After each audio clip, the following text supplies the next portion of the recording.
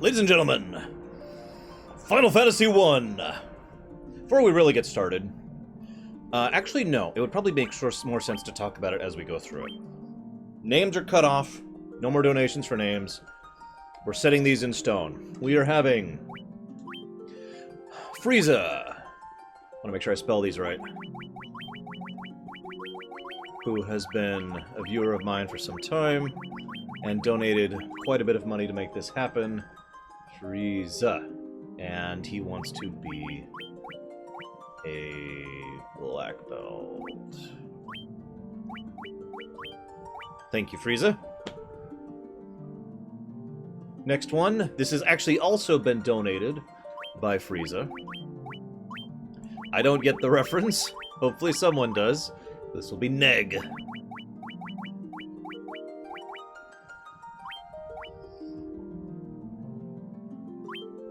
Next one. Thanks to a last-minute snipe donation.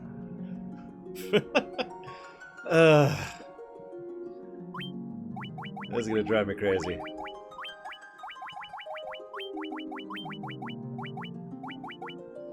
Thank you, Kamarusko. That actually really does mean a lot to me.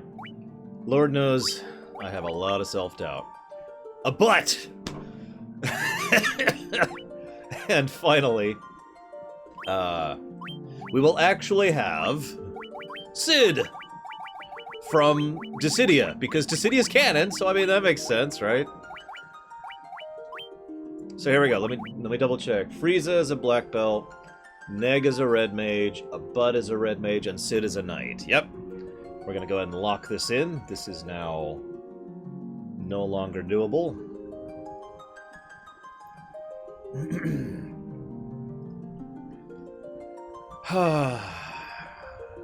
Yeah.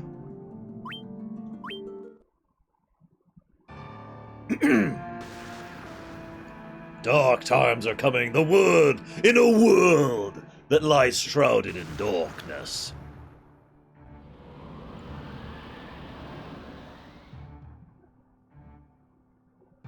The winds die.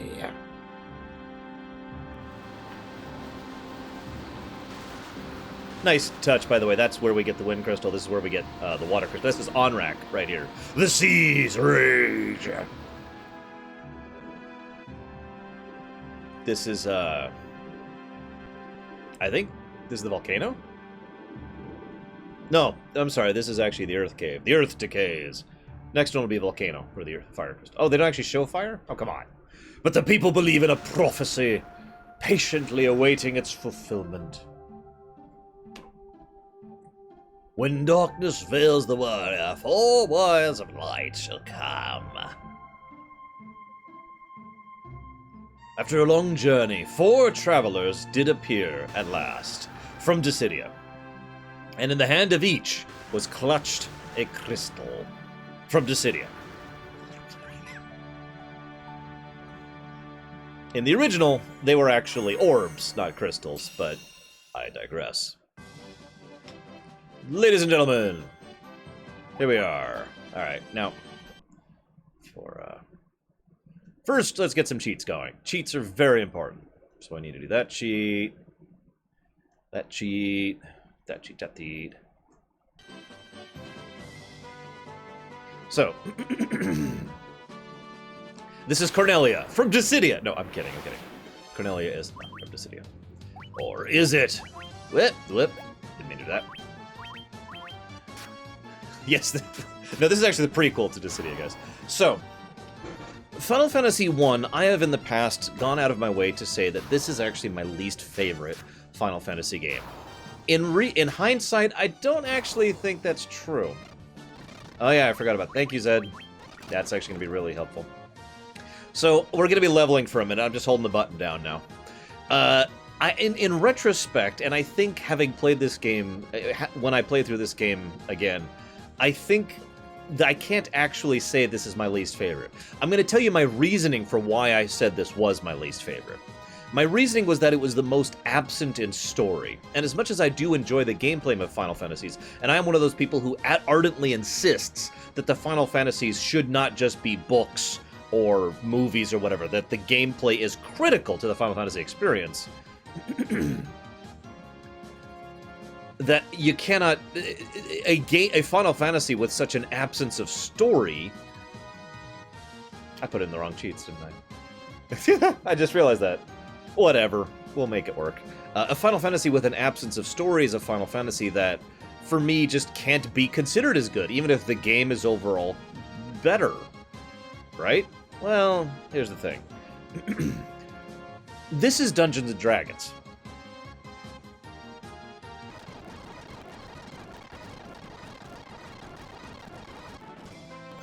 No, seriously. This is Dungeons & Dragons.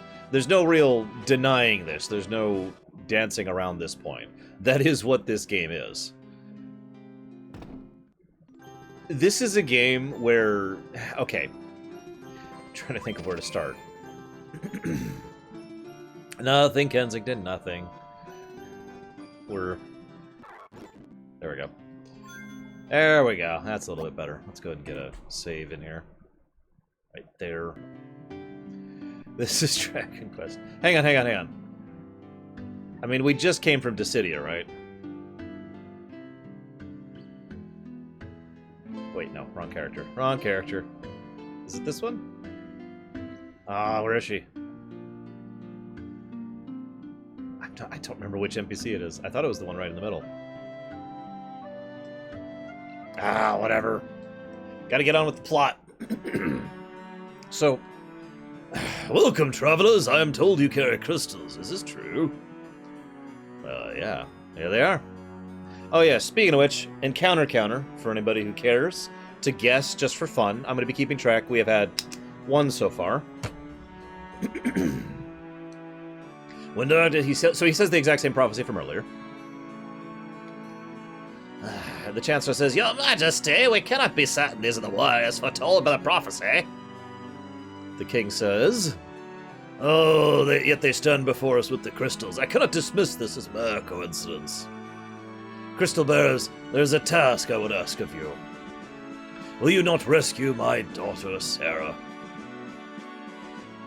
Garland, a knight once in His Majesty's service, has abducted Princess Sarah. I ask for your aid in the name of His Majesty, King of Cornelia. Garland has taken refuge in the Chaos Shrine, which lies to our north. Of course, we did attempt to save the princess ourselves, but Garland is the finest swordsman in the kingdom. We have none who can match him. Look, I have heard you wish to journey to the continent to our north. The bridge leading north was lost long ago, making passage impossible. If you can rescue Sarah, I will have the bridge rebuilt as a sign of my gratitude. Go now, warriors of light, and do not fail me. Also, chocobo statues. Hang on, I need to set up a couple things here. Speed that up, put that in memory. There we go. Oh, sorry. I will go forth to the northern castle where... Anyways. So, quick stopover. Actually, I do need to make sure to remove that. God, this is going to be an interesting party. So, I want to share something really quick. Those of you who haven't played the NES version of this game, first of all, never play it. But second of all, the ways in which it was irritating is hard to properly explain. There are so many. No, seriously. There are so many ways in which it was irritating. But now that we're at the shop here, let me just tell you one of the ways in which it was irritating. Let's say you want to buy 50 potions before going to the Marsh Cave, which you probably should. Come on. There we go. Which you probably should. If you don't, you're probably screwed. But let's go ahead and say that you want to go and do that, okay? So here's what you have to do. Buy a potion. Yes, yes. Buy a potion. Yes, yes. Buy a potion. Yes, yes. Now do this 50 times. It was a little bit irritating, to say the least.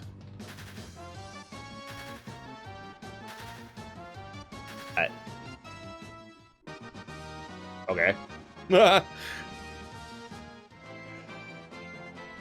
Actually, honestly, if you're going to the Marsh Cave at level without 99 potions, and at least I'd say 15 antidotes, you're in for a tough time.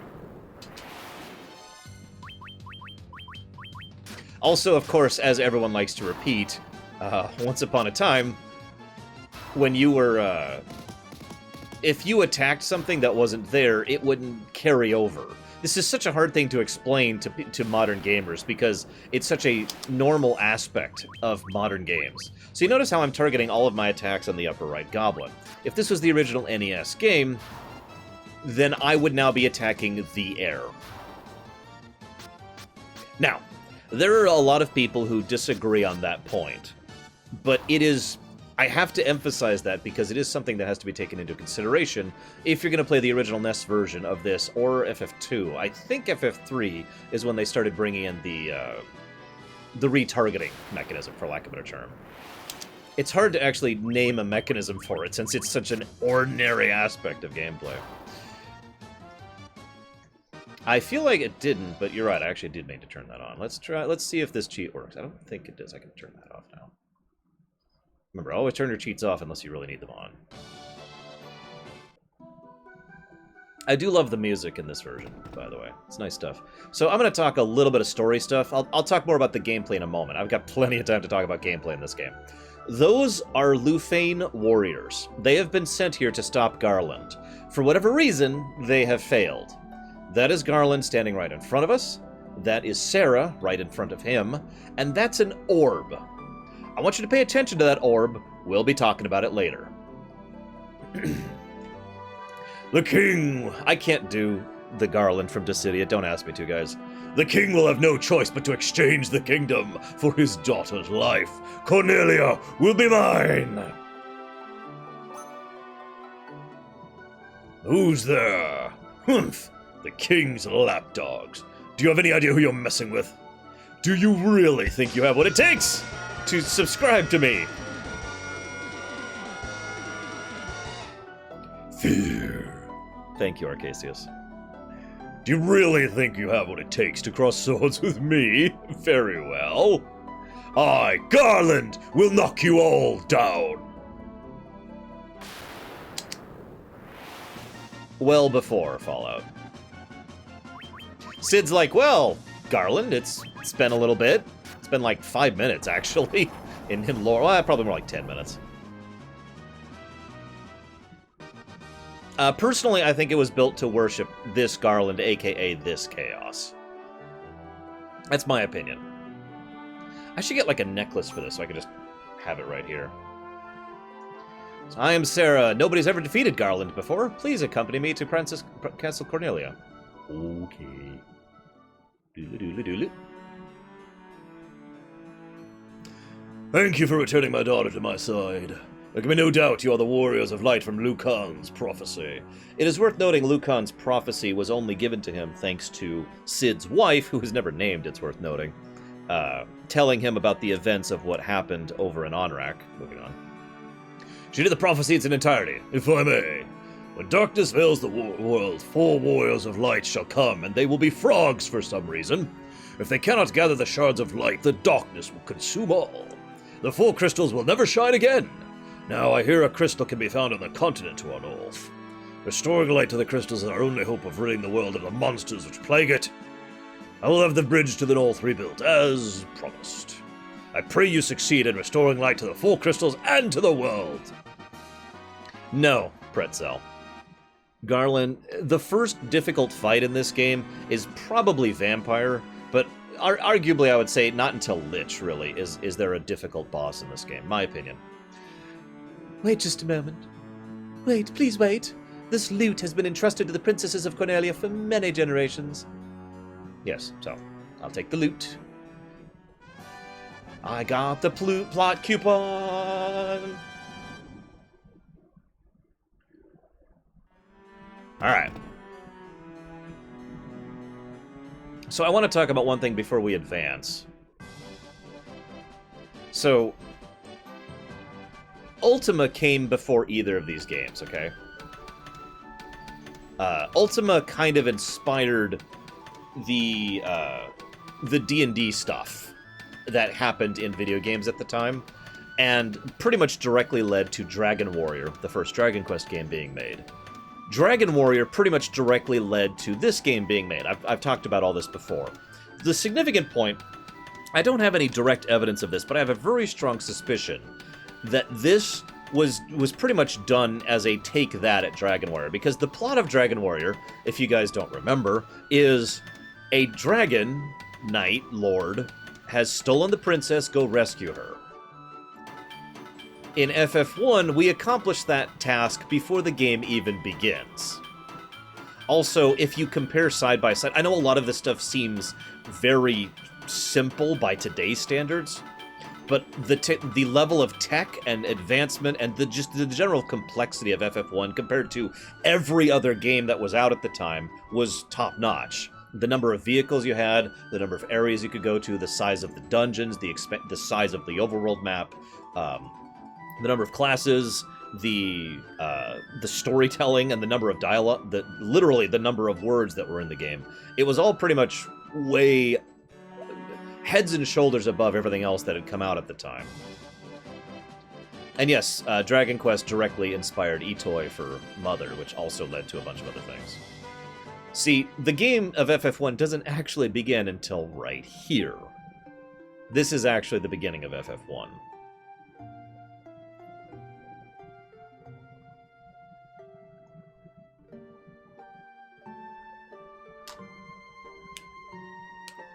You know, honestly, I'm not actually sure, Necro.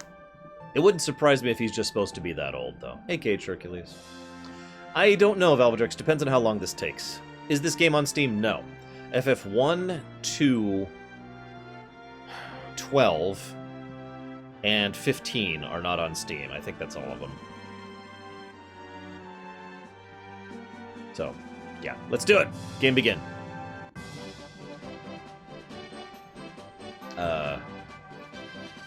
So we'll see if the no encounters cheat works. If it does, this is going to be great. And it doesn't. God, I had to open my gob, didn't I? I had to open my gob.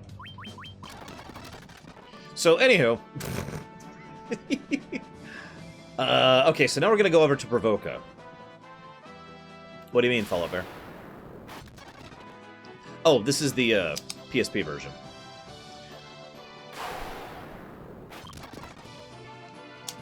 We're gonna have a lot of encounters in this game, guys.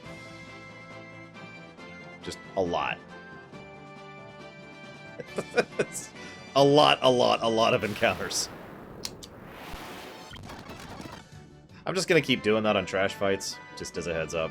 Unless it really bothers anybody. So we're now at the second town. I mentioned that this was D&D. I kind of want to just pause and talk about that before I go any further, because I don't want to forget talking about it. Part of the reason that I look at this game and I consider it more fondly than I did is, even though it is very, very non-existent when it comes to story, the story that is here, I hesitate to even use the word story. The game that is here is just, it's an adventure. It's an adventure. The whole point is to go out and have an adventure, just like Dungeons and Dragons was always intended to be. For those of you who don't remember this, you know, really big story-heavy focus in D&D games actually became a lot more modern. Like that didn't really come into effect until much more modern eras in gaming, and even in just tabletop.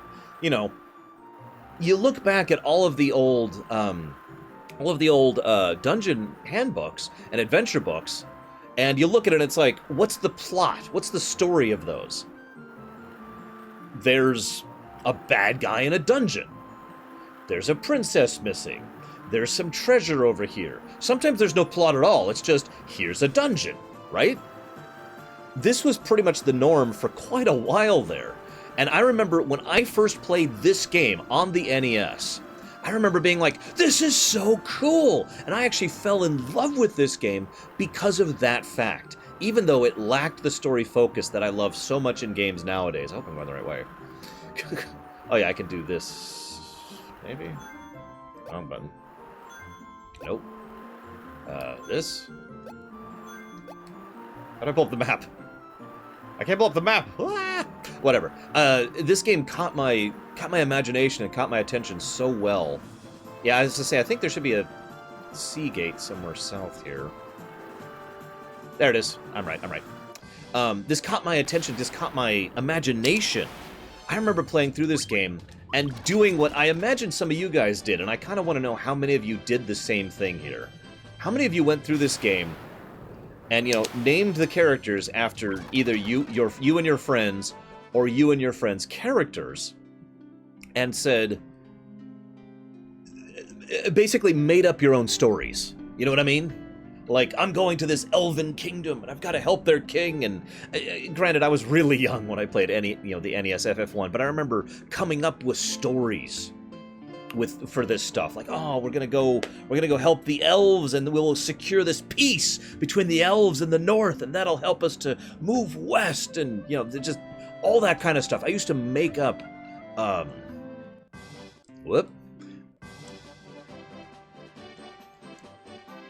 neither of those is working, Easel. Select plus everything isn't working, actually. Yeah, I know, there's the black lines. I shrug. Let's get a quick save state here. Let's get a backup save state. There's always room for backup save states. This is the PSP version, Jason Barr. So, I've kind of talked about this before in a lot of other games. The idea... Whoops, I actually don't need to be here, do I? The idea that some games have... how do I put this?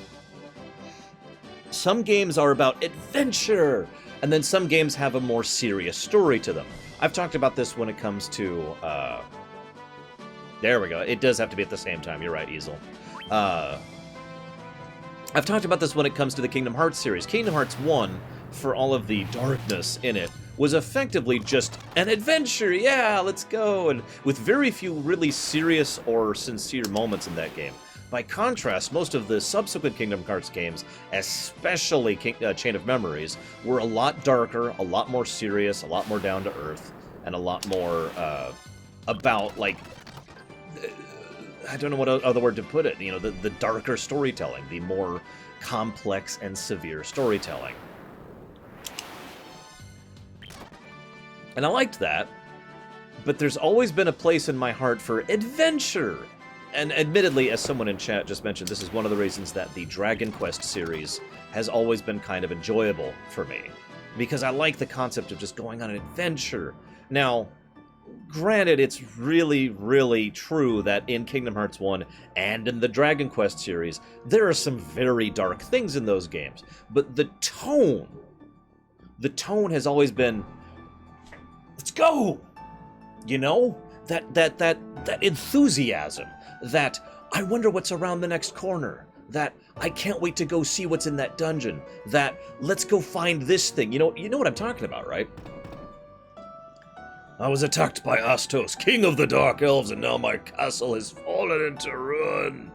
If only I could retrieve the crown from the marsh cave, I'd be able to restore my castle. Might you bring me the crown? Okay. And yeah, I agree. FF3 and FF5 both also have that same adventure kind of a feeling to it, although in both cases, a lot more story to them, especially 5. Do I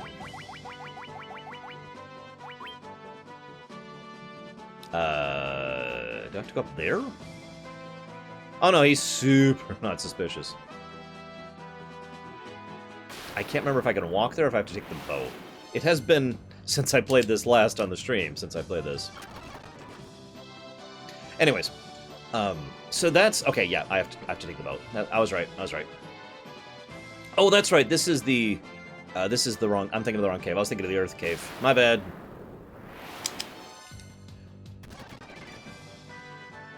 But yeah, I could see that as well, with the hunts and whatnot, Green Boots. I need somebody to hit this for me. I have an idea. Why don't I do this? Let's try that instead. Should be like right around here, maybe? I don't know the world map of FF1 by heart like I do most of them. I don't actually know FF1 that well. I've only beaten this game like maybe a dozen times. Oh, that's another thing I want to bring up. So in FF1, you could straight up sequence break. Now, The argument could be made that you can sequence break in basically every single one of the FF games, but what I mean by that more is that there's some intentional sequence breaking. You know, in other words, you don't need to know tricks or use random generation manipulation or getting rid of random encounters or cheats or anything like that to sequence break in FF1. You just have to have played the game before, basically. Although even saying that, I personally have sequence braked in this game without meaning to more than once. I'm curious if any of you guys have. Honest question. For example, you can actually go and get the class change before you get the airship. I actually don't know if you can do that in this version. This will be my first time playing the PSP version of this game, by the way. But you can do that in some versions of the game. And it's not really that out of bounds. You can also do several of the earlier Fiends in basically whatever order. And I like that. And I like... Yeah, exactly, Krasus. I have trouble remembering myself. The exploration of the game, the overall presentation of the game, is designed more towards, here's an overworld, go do whatever. I talked about this the last time we played this game. The overworld itself was... the overworld itself was kind of a... I want to use the word innovation, but that's not actually the word I'm looking for. The word I'm looking for is codifier. So, overworlds had been done before as a method of getting player from level to level. What I mean by that, from a game design perspective, I know this is, again, something that people don't really consider nowadays, but back in the day, when you look at a video game and you were designing it, you have to decide, okay, what vehicle am I going to utilize to get the players to the different parts of the game, right? You with me? It's actually R2 if you really care, Taitu. Oh, and I missed your comment earlier, Taitu. Hang on, let me scroll up to see that real quick. Where was that? LARPing! Ha ha ha. Fallout 3 is the best game ever. So... where was I? Designing how you get through the actual content of a game was something people usually did via stages. The easiest and simplest way to explain this is Mario Bros. 1. If you've ever played Mario Bros. 1, you know exactly what it is. You go from stage 1 to stage 2. There actually is no vehicle. There is no method by which you are transcribed to the stages, the actual content of the game. You are just there. You start the game, you're in stage 1. Mario Bros. 3 uses another very common trick back in the day. Get out of my way, frickin' bat. And that is the pseudo-overworld. The pseudo-overworld is when you have all the stages on a map and you could select between them. You know what I'm talking about. Plenty of games do that. Mystic Quest does that if you haven't played Mario Bros. 3. And then, of course, there was the overworld map. Now, not a lot of games had done the overworld map when FF1 came out. To my knowledge, there's only 4, but I'm sure there's others that I just don't know about. Yeah, by the way, that was a really hard fight that I just wrecked. I'll talk about... God, I'm actually falling behind myself. I didn't realize I'd have this much to talk about when it came to FF1. I'm playing the game too fast. So, the very idea of using an overworld was kind of unusual, and using an overworld in this fashion was unheard of. The idea of the overworld in FF1 specifically was, here are the locations you can reach. These are the beats you need to do in order to get through the story. You know, these are the things you need. And in many ways, it's kind of a proto-Metroid, Metroidvania kind of a thing, because as you gain access to new things, the canoe and the airship, the ship, the canoe, and the airship, in that order, there's more you have access to, there's more things you can reach. But even in that case, it's worth noting that you don't actually need those things to get to a fairly large period of terrain. From the moment you get the ship, the basic ship, you have access to a huge amount of stuff. So anyways, that was the Marsh Cave, also known as the first difficulty cliff in this game. For those of you who have never played this on the NES, I have just played through, in the last 31 minutes, probably I'd say like 4 or so hours of NES content. And I'm not actually exaggerating, although I am also going off of memory from when I last played the NES version, which was like in 2012 or so. It's been a while. It has been quite a while. Maybe before that, actually. See, the reason I bring up this this difficulty cliff thing, everyone's talked about a difficulty cliff, and I don't think I need to define what that means to you guys, but I bring it up because this is one of the ways in which FF1 was not a very well done game. I'll be talking about the ways in which FF1 was not a good game as we go through it. See, here's the deal. Well, we haven't actually hit plot yet, Easel, but when we hit plot, I will talk about it. And I'm probably going to pause the game to talk about time travel for a bit, because I really need to explain some stuff. Anyways, one of the ways in which this game was not very well designed was when you're designing a game, you want to make it so that these are the areas that the player can reach. So the relative difficulty of this stuff should be at a certain level. And then when you go to the next area, you need to get to this, the strength of the players should be higher, so the difficulty should be higher. Ideally, a difficulty curve should go like this. In a perfect situation, it will be a literal line, but I think I can only think of 2 games ever that have literally had a straight line of difficulty, okay? You with me? So, what happened in FF1, and I know I'm kind of small in the corner here, but the difficulty starts off down here. Here, I'll start on this side, actually. It starts off down here, and it ramps up very slowly, and pretty much until you hit the Marsh Cave. The whole game's kind of a joke, unless you go to the Peninsula of Power, of course. Once you hit the Marsh Cave, it does this, and it is a huge spike up. And it's not just the fact that the enemies hit harder and have more health, it's also the fact that those enemies do start doing status effects, and things that you're probably not ready for. When I mentioned earlier that you want 99 potions and 15 antidotes to go to the Marsh Cave, I'm not actually thinking... I'm not kidding. That is literally what is required. Or I shouldn't say required. That's a bad way to put that. That is what was recommended to go to the Marsh Cave, especially if you're only level 10 at the time. So, this is, of course, in the original NES version. So, the difficulty goes right there at the Marsh Cave, and then it kind of just starts bouncing all over the place throughout the rest of the game. It reaches the point where a lot of the dungeons themselves become more difficult than the trash in them, and the bosses just beat the ever-living crap out of you. So, we're at the first point at which there's a little bit of story, so I am going to go ahead and talk about this for a bit. I'd love to tell you about the history of Cornelia, but there is none. I'd love to tell you about the history of Provoca, but there is none. I'd love to tell you about the history of the Elven people, but there is none. I have looked into this as recently as yesterday, just because I like to refresh myself before I pop into a particular game. And there really is no lore here to speak of. There is a little bit of lore for the Luthanians and the Onrak, so we'll talk about that when we get there. And there's a little bit of lore here. See, this used to be the Dark Elven Castle, okay? I don't know who or what the Dark Elves were. I love this music, too. I don't know who or what the Dark Elves were. I can assume, based on context, and admittedly I'm going to be relying on Dissidia a little bit here, I can assume based on Dissidia that this is one of the nations that was involved in the war that led to the apocalyptic scenario from however long ago. We don't know exactly when the apocalyptic scenario happened, but we do know it happened, and all of the ancient, really powerful empires all basically crumbled.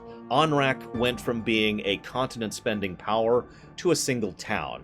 The Luthanian went from people who had a reach of, again, another continent, and actually had a literal space station, to being a town. So, something happened. We don't know what. And, yeah, fill in your own story, like I said earlier with the whole D&D thing. So something happened. But this was where the Dark Elves lived. It's in ruins, and there's only one Dark Elf left. That's this guy, Astos. Now, you fools fell right into my trap.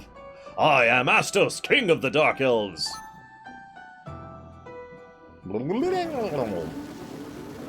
Graphics. With the combined power of the crown you now hold, and the crystal eye I already possess, I will become the true Elf King. It is useless to resist with me. Or, excuse me, it is useless to resist me. I can take what is mine by sheer force. And then he's dead. So, now, there's not a lot of direction up to this point. The only thing that could be considered direction is that this is one of the only places you can go to. I'm not kidding, by the way. In most versions of this game, the Sky King Castle was intended to be a freaking space station. In later versions, and we'll see this when we get there, it's actually just merely a floating fortress in the sky. Wouldn't be the first time, Larian. So yeah, here's the thing. Let me show you, actually. Come on. Come on! Oh god, does the timing have to be just perfect? Come on, pull up the map! There we go. Okay. So if you look at the map, there are a few places we can go to and reach. Again, once we have the ship, which we already have. But for the most part, you're going to end up here. It's logical that you'll end up here, especially if you end up at Matoya's Cave. We actually skipped that because there's not a lot of reason to go there. But if you go to Matoya's Cave, you get the tip for how to open up the menu. And of course, Nintendo Power and everything else said exactly how to open up the map so you can see this stuff. Point being, getting to this part of the game is fairly linear because you're pseudo-guided here. The moment we turn in this crystal, it gets a lot less guided. And this is a problem with a lot of older games. Lack of direction. Now, there is such a thing as too much direction. We don't want to play a corridor fest or an over-tutorialized mess. But there is also such a thing as too little direction. See you around, Myron. And for this one portion of the game, I would argue FF1 just has a little bit too little direction. This is actually one of the reasons I mentioned that it's actually very, very easy to sequence break without meaning to in FF1. Because once you finish off Astos, which is effectively the first real quest in the game, it's like, okay, now what? Now I know the general idea of what I want to do, which is I want to go over to the Earth Cave, and then I want to go over to the volcano, then I want to go get my class change, then I want to go to Onrak, then I want to go to the tower, then I want to go to Chaos Temple. You know, I have a general idea of that, but I've played this game before, you know? So, playing this game for the first time, even a modern version, it's not really clear what exactly you're supposed to do. Again, this was very endemic of older games. There are some theories about why that is. I don't have a definitive answer, so I'll give you the two most popular theories, both of which I adhere to. I think both of these are true to some extent or another. Number one, games were so old and had so little space, literally storage space, that the idea of spending space on, you should go over here, is something that probably didn't occur to them or felt like a waste of resources. The second theory is that these are older games, and honestly, FF1 and most older games are not actually that long. Like, I bet if I told you the real length of a lot of NES games, your reaction would be, wait, really? That short? The reason they seem long is because we die a lot or because they pad out the duration. And there's all sorts of tricks they use. But I personally think that this whole lack of direction thing was another trick they used in order to try and make the games feel longer. Just making sure I'm going the right way, which I am. Beep, beep. And yes, with the canoe, we can pretty much go straight to the airship long before anything else. I might actually do that this time around.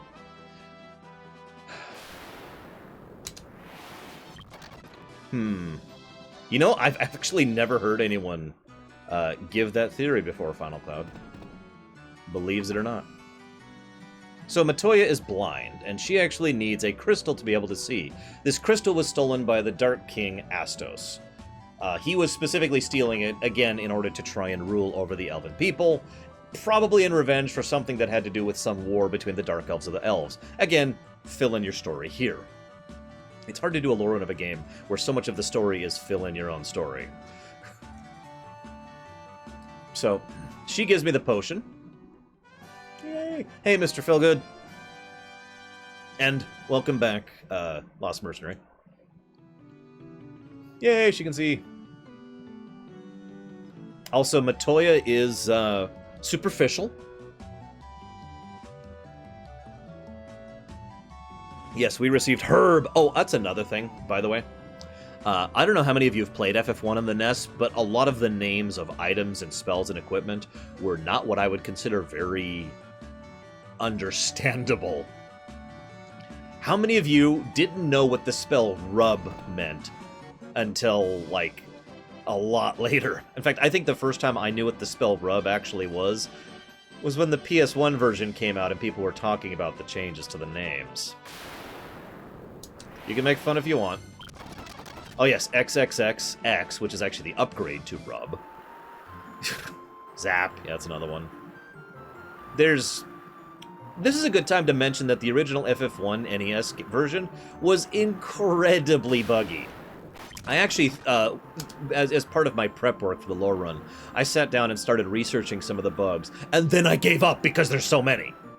This is not an exaggeration. I actually got to the point where there were so many glitches that I decided that I couldn't possibly enumerate and list them all properly. So you don't get it, guys. There are so many things wrong with the NES version of FF1. It is one of the glitchiest games. So many things either don't work right, or actively work the opposite way, or don't do anything whatsoever.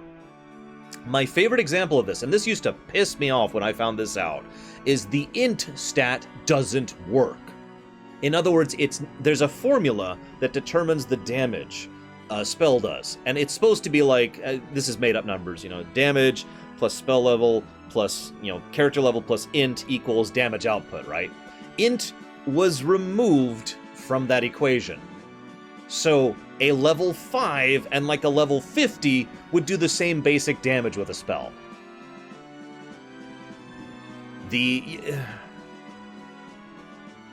Yes, the weapons, there's a lot of weapons that don't work properly. There's tons of weapons in this game, like swords that are supposed to do more damage against giants or dragons or whatever. Some swords are supposed to increase other stats other than damage. That doesn't work right. Some spells, like I said, literally don't work at all. There's a spell, I forget what it's called, that is supposed to...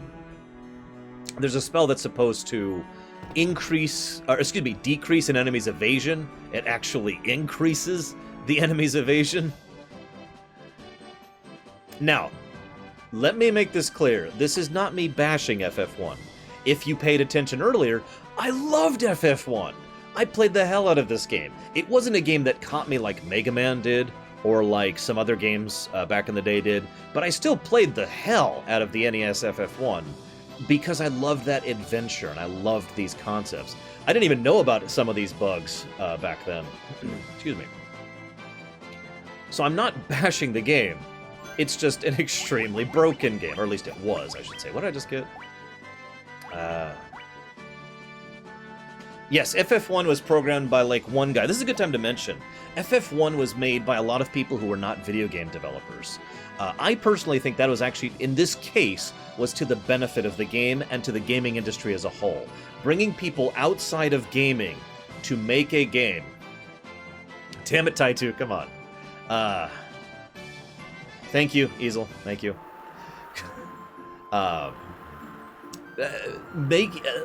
Having outside perspective on gaming when making a video game, I think really breathed new life into the video game industry as a whole. And I think it really helped FF1 to shine and to explode the way it did. But if we're being 100% honest, FF1 is one of those Star Wars situations. If you don't know what I mean by that, if you haven't studied the history of Star Wars, the very first movie, A New Hope, before it was called A New Hope, it shouldn't have succeeded. By almost no account should it have succeeded. And yet somehow everything lined up just right so that Star Wars was this smash success. And that's kind of what happened with FF1. Honestly, looking back, this game probably should not have succeeded the way it did, but it exploded in popularity. That's true. Sci-Fi Debris recently has gone through and done a recounting of the history of the making of both A New Hope and Empire Strikes Back. It's not super, like, mega conclusive, but it is still very conclusive, and it's definitely interesting if you want to learn more about what I'm talking about. There it is. Dynamite, right? Yep. Okay, I am on the right track. I know what I'm doing now. Oh, shut up, Fallout Bear. You notice I'm not equipping any of this. I don't really need to. So... Whoop, it. There we go.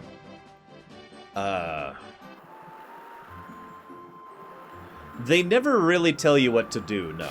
For those of you who don't know what you're supposed to do, you're supposed to pull up the map. There we go. You're supposed to basically blow up that little canal there. So we're stuck in the inner sea right now. And what we want to be is unstuck. As soon as we blow open this canal, a huge chunk of the world is going to be opened up to us. We're not going to do things super out of order. I've changed my mind. We're just going to go ahead and do things in the normal order. But we're trying to literally blow open a canal. We're trying to make Suez Canal here with dynamite. So... no, Lost Mercenary. This is just the PSP version, unmodded, as is. That's why we keep having the occasional graphical glitches.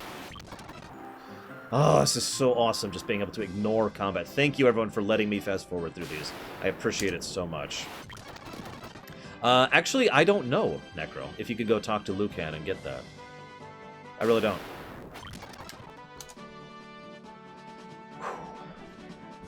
So, let's go use the nitro powder.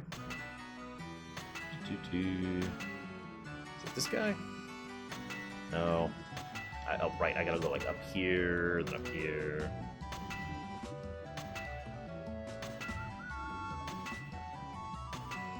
Yeah, that's all good. Most emulators are full of some kind of bug, so it's to be expected, really. Yeah, 2 years. No kidding. Is that him? That is him. Okay. I owe ya, kids. So the dwarves have been trying to blow open this canal, so it's not like we're just literally making the canal out of thin air. They've actually already been working on this canal for some time. What I want to know is why the nitro powder was in Cornelia, and why it was locked behind a key that only the elves had access to. Like, that was the elven royal treasure he gave us, that key. I hope not, Taitu. Oh, Dragon Fruit asked about FF12. Take a drink. So, they've been building this canal for some time, and they finally blow this up. And we get this nice little cutscene, and I think this is in the GBA version. I don't remember if this is in the PS1 version. This is also... So, FF1 has a lot of things that the FF series as a whole has. Now, I know that sounds like a duh thing to say, but what I mean by that is there's certain aspects of the FF series that a lot of people... Well, I shouldn't say a lot of people. That's probably not true anymore. But I have found in my life that quite a few people are very, like, oh my god, I didn't realize that was all the way back in the first FF.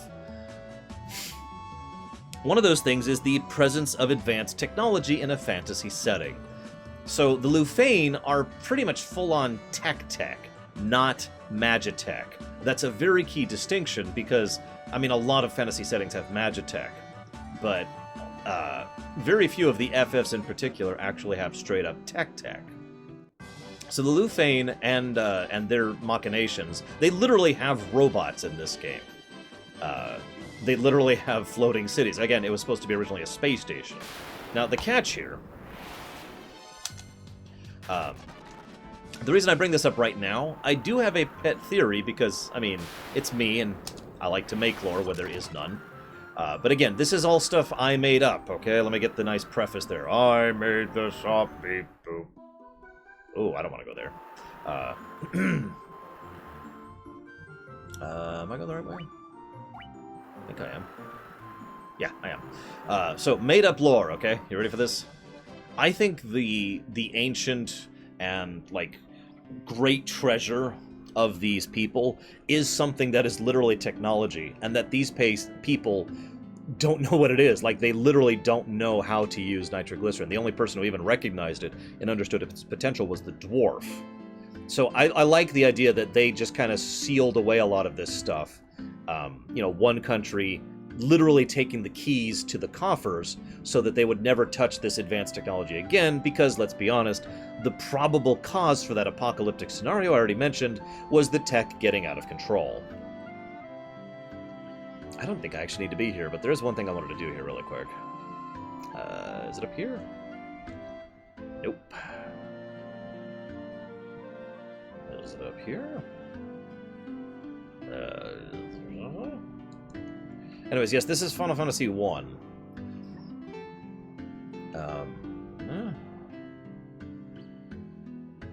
Get out of my way. Shut up, feel good. I don't know FF1 as well as I do some of the other ones. What do you want from me? Unfortunately, I do not have the time to do what I'd like to do, which is literally sit and play the game before I sit and play the game. Which is something that, if given time, I would actually prefer to do that. But whatever. Anyways.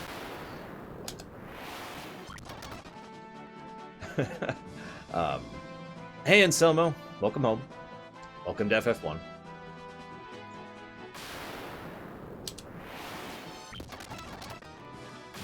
Oh my goodness. Yeah, I was gonna say, I think I need the gem first, if I'm not mistaken. Yep, okay, so that's gonna be the Giant's Cave. So I'm right.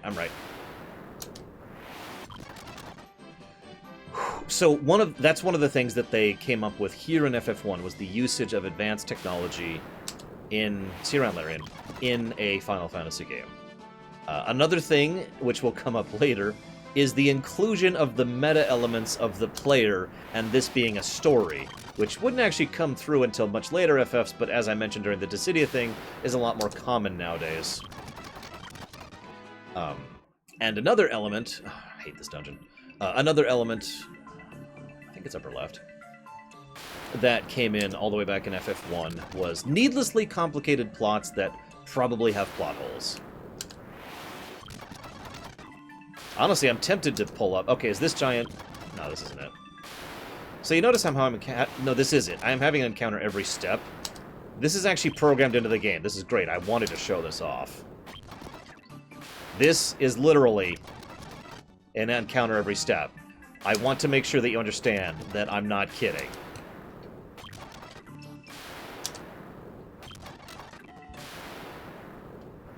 Now, when I played this back in the day... And if I'm not mistaken, the Nintendo Power also said that this was deliberate. That was an intentional area. To this day, I don't actually know if that's true or not. But that place can suck it.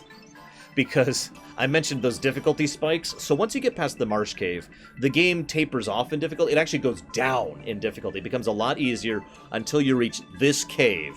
And then it spikes right back up again. And... half of the reason why is that goddamn hallway. You notice it doesn't even actually lead anywhere. It's just me exploring led to it. So I guess it's bottom right then.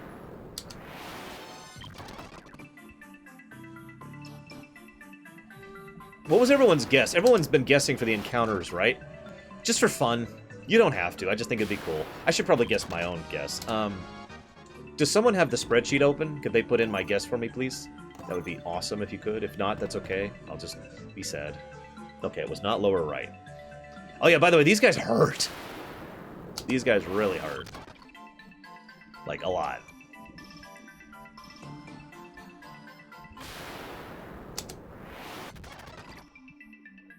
Yeah, no, you're absolutely right, Necro. People to this day don't like the concept of the high fantasy... or excuse me, the high tech in fantasy settings. One of the things, I don't know how many of you were around in World of Warcraft during the BC era, but one of the things that was most commonly complained about was the fact that the Draenei had access to spaceships. And they were really pissed about that. Now, I don't get that personally, but I can at least understand the preference of not wanting tech and fantasy to mix. I don't understand it, like, completely, because I don't agree with it at all, but I can at least get the vague concept that some people don't want to do it. Was it 464 last time? I'm going to guess... I'm not going to look at it. It's actually face down. Here, I'll prove it. See? It's face down. I'm going to guess...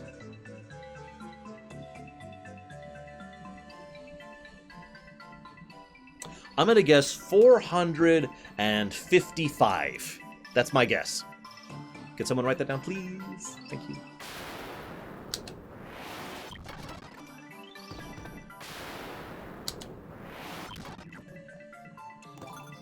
Oh god, the original Ultima.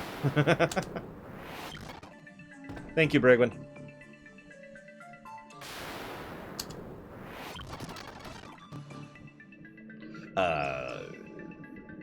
So, I have a legitimate question for you guys. I was debating how to phrase this here. Do you think it's easier or more palatable or more understandable to look at tech in a fantasy setting if it's Magitech? Do you think that's better to endure than straight tech? These are unrelated, Easel. These were put in pretty much for decoration. If I was to be blunt, I think they were put in so players got into the habit of not actually talking to the bats. See you around, Kimarusko. Oh yeah, by the way, remember, back in the day, no autosaves, no saves in general. And in addition to that, don't forget that... wait, was this it? Nope.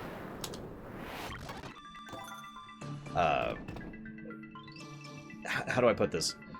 There's, like, no niceties here. There's nothing that's going to help this go better. And if you die, you could lose literally an hour or two of gameplay, of hard, grindy, aggravating gameplay. And of course, as I was about to point out, once you defeat the vampire here...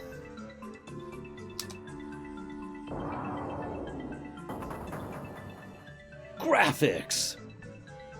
Mere mortals cannot kill the undying! So he's dead. Once you kill the vampire, you gotta leave the place manually. Now, someone remind me, can I go fight Lich right now? I feel like I can't. I feel like I need something else to go fight Lich.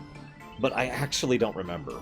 I know what you're supposed to do is fight vampire, leave, go give the ruby to the giant, go do something else, come back here, then fight Lich. But I don't... Did I just lose chat? I did. There it goes. It was just laggy. It was just laggy. Never mind. We're good. We're good. Yeah, I didn't think I could. Didn't think I could. Now, there is actually an exit spell in this game. How many of you even knew that, by the way? You'll notice I am not raising my frickin' hand on this one. I did not know there was an exit spell in this game for a very long time. I think until at least the PS1 version.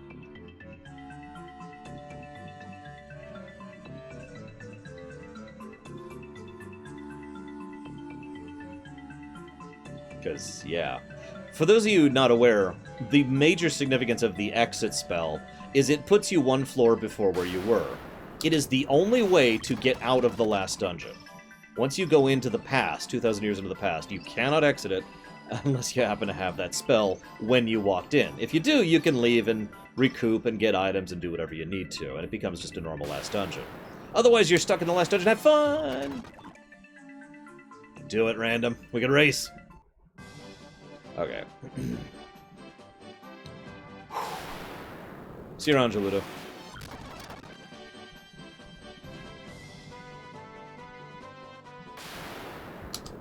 By the way, we will be doing the Rat Tail, but we will not be doing the other side content. The additional dungeon they added in GBA, or the additional dungeon they added in PSP. Well, Necro, if you actually... It is possible to basically make an unwinnable save in the original NES FF1.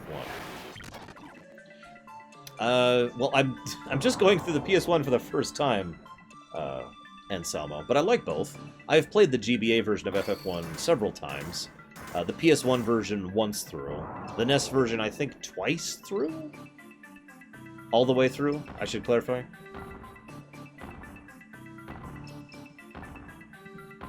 I think it was twice through all the way. I haven't actually replayed FF1 that much. Yay.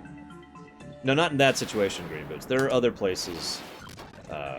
Maybe I'm thinking of the wrong game. Hey, treasure.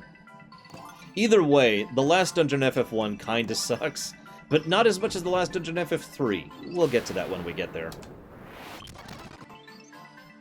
So, let's talk a little bit about the design philosophy of this game. As I already mentioned, there's a lot of the whole going out and doing your own shtick, you know, make your own adventure kind of a situation. I have this weird feeling that the actual scenario writers and dialogue writers of this game had a disagreement on how they should approach the story of this game, because the overwhelming majority of this game is, you're on an adventure, and that's basically it. And then at the end, oh, by the way, time travel, and it's like, wait, what?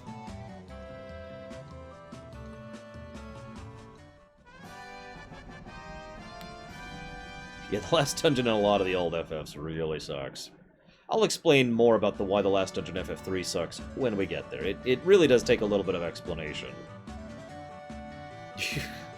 2 hours? Man, you're doing better than me, Crusader.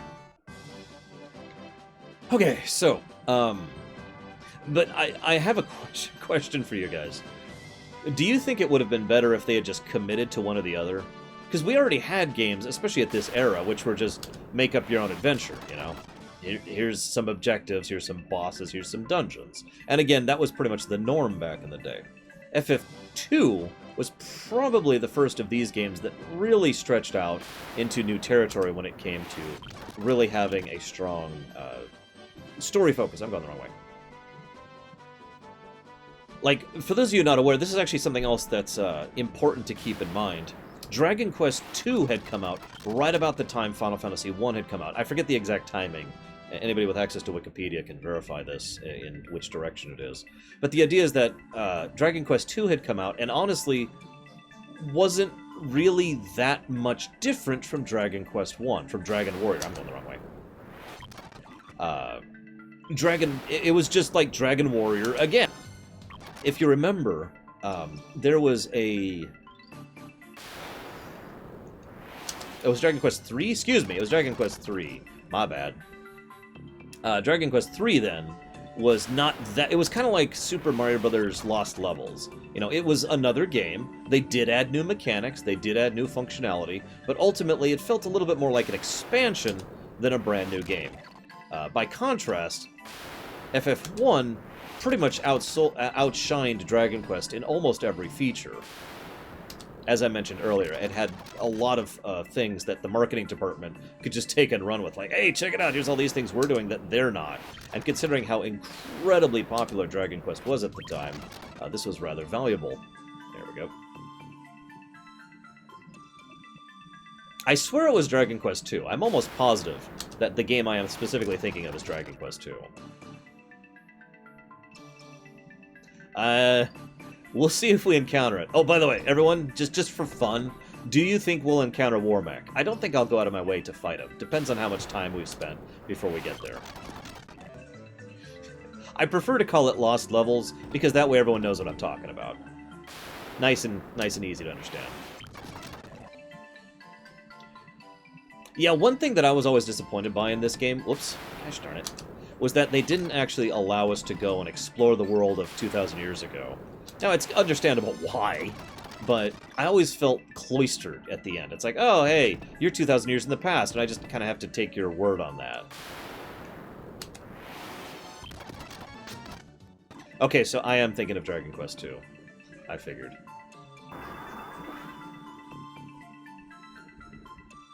Excuse me.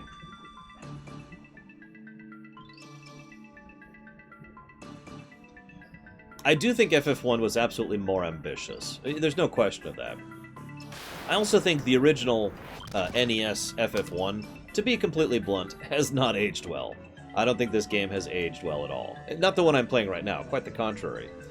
And that leads me to something else I wanted to mention. So I kind of started this whole discussion like 30 minutes ago with, you know, I actually like FF1 more than I thought I did, upon recollection.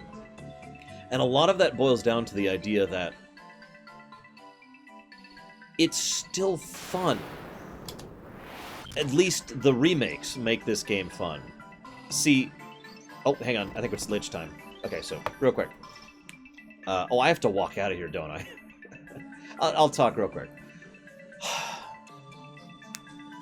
Final Fantasy I came out on the PlayStation 1. I don't remember how old I was. I know it was before I hit college. I'm pretty sure. I think? Anyways. So... Oh, there is a teleport after the... Okay, there is a teleport. Excellent. Thank God. This game came out... Or, excuse me, this game came out on the PS1. The PS1 Origins. You guys remember that version? I remember that came out. And I was like, oh, that looks cool. And I had some money to burn, so I went ahead and I bought it. And I went to go play it, and I was blown away by it. It was the first time in my life that I had encountered what I nowadays refer to as a proper remake. There might have been proper remakes before PS1 Origins came out. Oh, it was in 02? Wow, so it was actually after college. My bad. Damn. Never mind. That was a lot later than I thought. Was that then? See, the place I lived at when I got the game, I have lived at twice in my life. Once during high school, and once after college. So I'm guessing it was actually after college that I picked up the game. Anyways, so I picked up the PS1 and I loved it. I fell in love with it. I was so blown away. It was the first time I had ever seen a proper remake. I don't know if it's literally the first proper remake, but it's the first one that I am aware of. And I was like, oh my god, it takes this game that, I don't like anymore, that I don't enjoy anymore, and makes it something I enjoy. And I actually sat down and played through FF1 and enjoyed myself. And I know that sounds like such a weird thing to say, but it's true. I actually really enjoyed my playthrough of PS1, of the PS1 Origins FF1. And that was such a mind-blowing experience to me. So when the GBA version came out, I bought that the day it came out. I was like, oh, hell yes. I can't wait for that. And I played that one and enjoyed that one. For all of the simplicity of Final Fantasy I, even in the proper remakes, from Origins to the GBA to the version I'm playing right now, it's still fun, in my opinion. They have fixed a lot of the issues with it, the still core concept is interesting, and all of that ambition they had back in the NES era is far better realized on modern technology with modern philosophy and better budget and better time to put into it. I know that a lot of people are going to take this as an insult, but I don't mean it as one. This game in a lot of ways reminds me of Final Fantasy Mystic Quest. FF1 is still a very basic game, but I still enjoy playing it. Same general concept with Mystic Quest, although personally I would put this as a better game than Mystic Quest, but that's another topic. Ooh, my throat's dying, I've been talking all day, so I can't do a proper Lich voice, sorry guys. You speaks to me. Yeah, here we go. Hang on.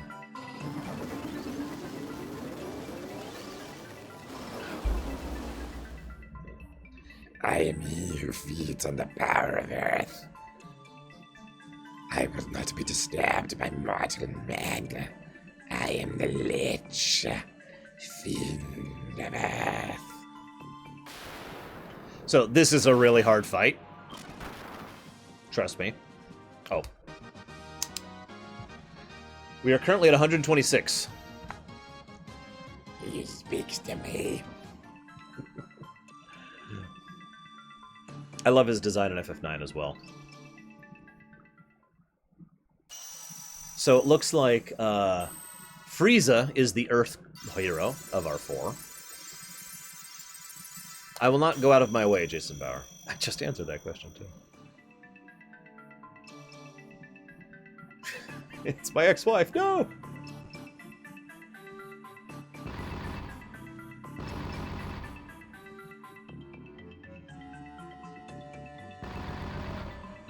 The Lich Fiend is in hell, like, whoa! So there's an optional dungeon we just unlocked that we will not be doing.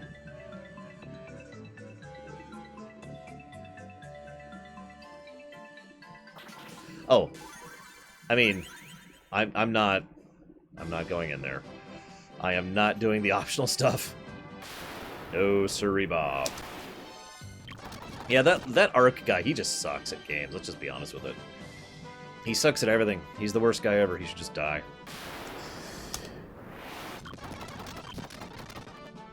You know, I don't know why a lemon is a teleportation pad. So, this is a good time to talk about the dungeon design in these games. And I want to talk about this because this will actually be relevant when we get to FF2, as weird as this sounds. Hang on. I gotta think about what I want to do next.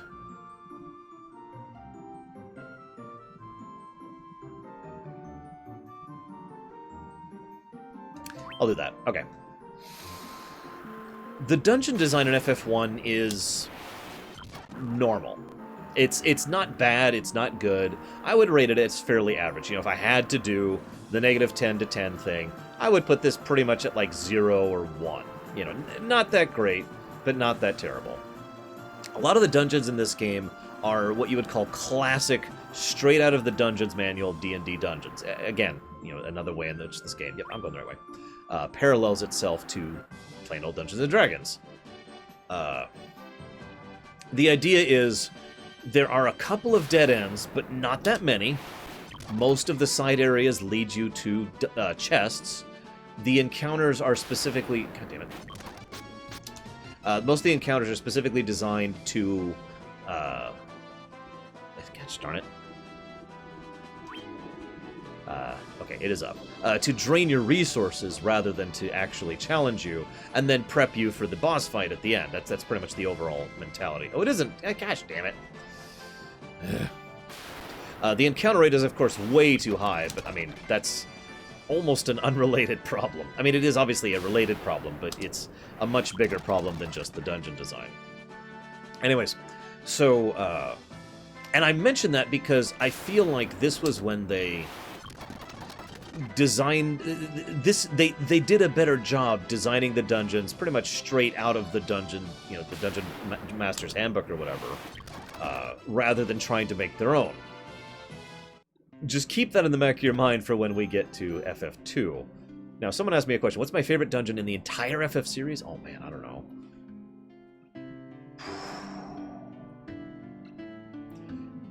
I'm just going to pick a couple. The Crystalline Core, Final Fantasy IV. I love that dungeon. I do think that a lot of FF5's dungeons are very well designed, most notably the Interdimensional Rift. Hey, it's Lucan. Hey, what's up? Yep.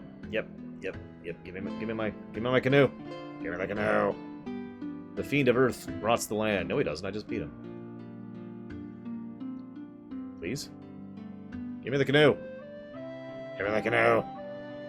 Give me the canoe or I'll kill you. Thank you. Yes, they do, U.S. Kensington. So these guys are pretty much the main dump of the plot as far as the four fiends, where they came from, the old nations. They mention the Lufane here, they mention Onrak. Again, I will be talking about those when we get to them.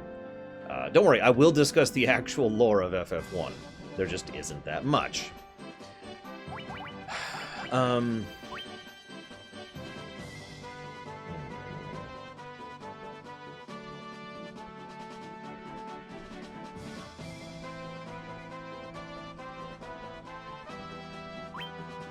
I'm debating something. Give me a second. I think I will. I think I'm going to go get the airship first. I usually do the volcano first, but I want to do the airship first, just to vary it up. Because of course there's battles everywhere. There's battles on airships in FF3.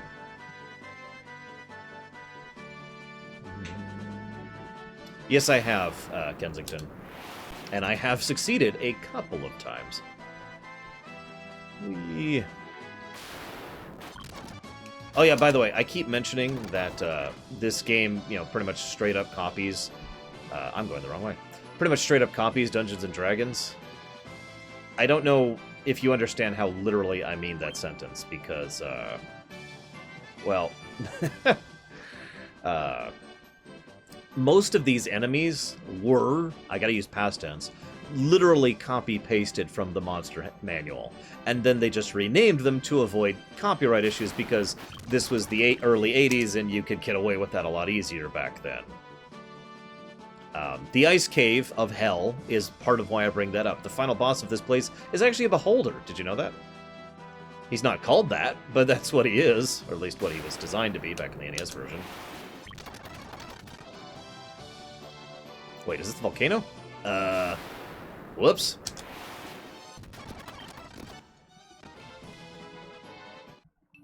Whoops. I guess we're going after Carrie first. So... I don't like this.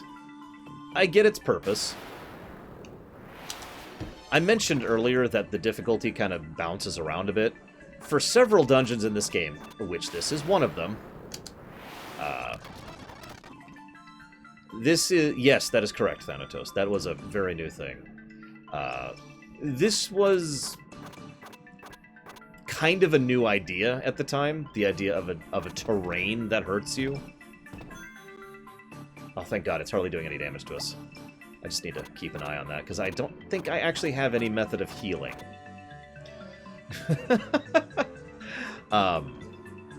This is kind of a new concept, but more of the difficulty in this dungeon comes from these lava tiles than from the actual encounters here. Think of each lava tile like a percentage of an encounter. I don't know what the exact percentage is, but let's just say it's like a tenth or so. Let's just make up numbers.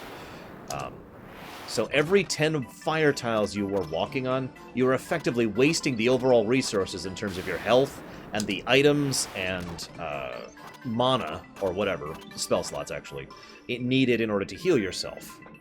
You with me? So again, this is a made-up number, but this was actually the design intention of this place, so that the dungeon itself would actually function as an encounter. It's actually a really cool concept. I don't know what I think of it now that I am, 35 or... Am I 35? I actually don't remember how old I am. 30-something. Now that I'm older and have actually studied, game design and gone to school for it, and it is literally my job now, I'm not actually sure what I think of this concept now. I can tell you exactly what I thought of it as a kid. Oh, God, I freaking hate this place. This stupid, goddamn dungeon. Freaking lava. Hated it. I absolutely hated it. Now, being honest, I think this could work really well if the encounter rate was lower. Now, I know I've been preaching that a lot in the last, year or two. The idea that I would really prefer each encounter matter and get away from the whole trash encounter concept. I do think that is something that we need to get away from in terms of game design. But I do honestly think this would be a great idea for a dungeon if we had less encounters, but those encounters were harder.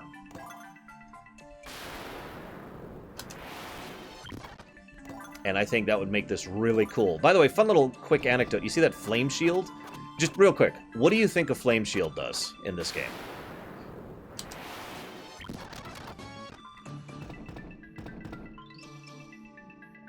No, Henson, we're not actually going to do it that way.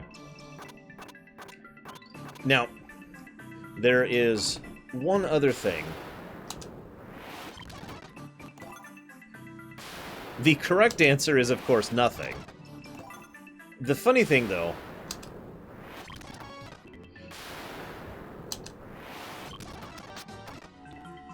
I hope so, Taitu. I mean, I've technically already done a Lorerun of Earthbound, but... I know that what you mean is a live Lorerun. Anyways, so the fire shield... The significant point to take away from this is the idea that at this point in history, if you had something like a fire shield, in a video game, what it did is it protected against ice. In FF1, the original NES version, the fire shield protected against fire. And that was actually new at the time. That was like a pretty new concept, which nowadays is completely logical. I mean, it's a fire suit. It resists fire. Duh, right? But back then, everyone was like, oh my god. And I know a couple of people, including a certain kid, who's named me, was actually confused by that, all the way up until, I think, FF6, actually. Because FF4 did the same frickin' thing. And, so I'm like, oh, hey, this'll do this. Oh god, why isn't it working? So this is Carrie, also known as Marilith. She was originally supposed to be named Marilith. They renamed her Carrie to avoid copyright issues with D&D. She's super sexy. I'm kidding.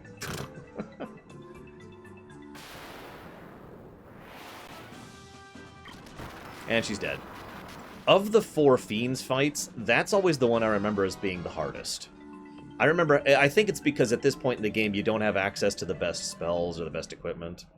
And so She's pretty rough, especially if you do this in the intended order, which is doing her before you go on to do, before you get the airship, which means you do her second before you go do Kraken or before you go do Tiamat.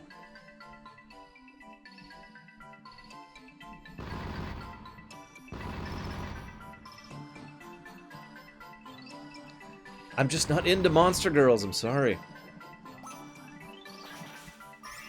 I wasn't counting the Chaos Temple mobs. So yes, now to do the Ice Cave of Hell. As much as this dungeon, you know, drove me crazy as a kid, I have to be honest, I still kind of like the idea of the dungeon being the boss, or being the encounter thing. Even to this day, I do enjoy that concept. But now we're doing a dungeon that I just can't like at all. Yes, Sir Waffle of Waffle, that is correct. I'll actually be talking about that when we get to FF9, and theorizing and talking about the possible implications of the FF1 Arc Fiends being in FF9. God damn it.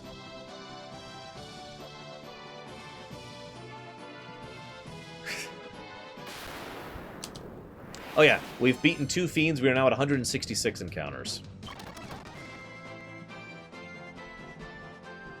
Damn it. Am I just going the wrong way? Hang on. Oh, right, I need to start at the entirely other spot, don't I? Oh, I believe you. So the Ice Cave sucks, for those of you not aware. Now, I had a weird opinion of the Ice Cave when I was a kid, because I had Nintendo Power. In fact, I had Nintendo Power before I had this game. So I kind of went in, and for those of you who don't remember the Nintendo Power article about that, it's basically, the Ice Cave sucks! And it actually recommended you walk into the Ice Cave with 99 potions, a bajillion antidotes, you know, these spells, this level. And I'm looking at it and I'm like, oh god, I'm nowhere near any of that. I'll just go and do the Ice Cave anyways, it'll be fine. See you around, Lost Mercenary. Oh, this is so much better with fast-forwarding the combat, by the way. Thank you again, guys. In some of the FS for the Lorerun, we will actually have an Enknun cheat. So we'll kind of have the same approach to what we're doing here.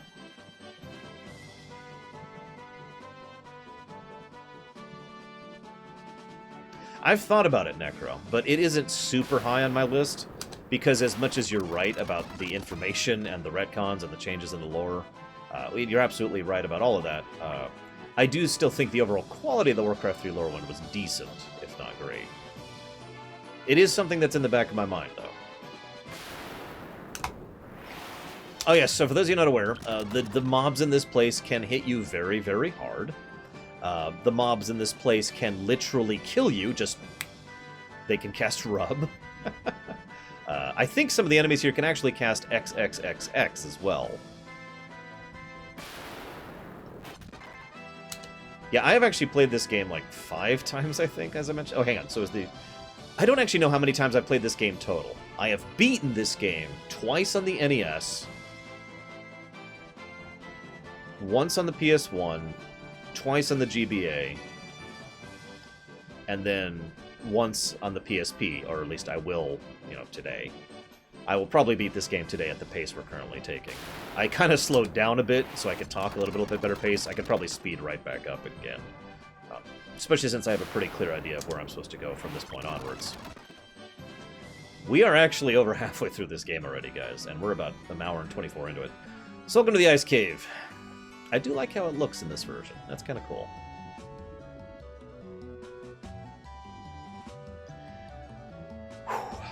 My throat's actually starting to give out on me.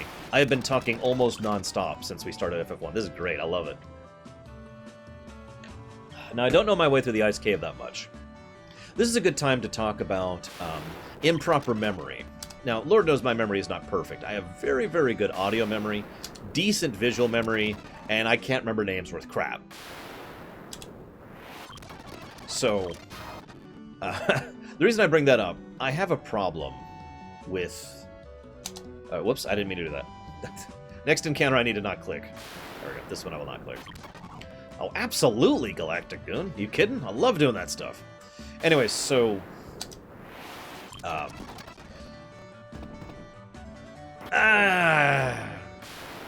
So that's the third reason why the ice cavern sucks. In addition, excuse me, there's actually a fourth reason too, by the way.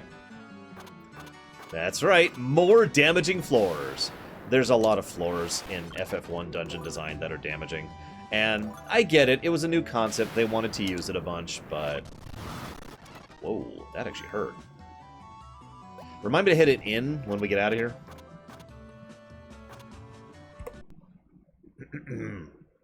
No reason.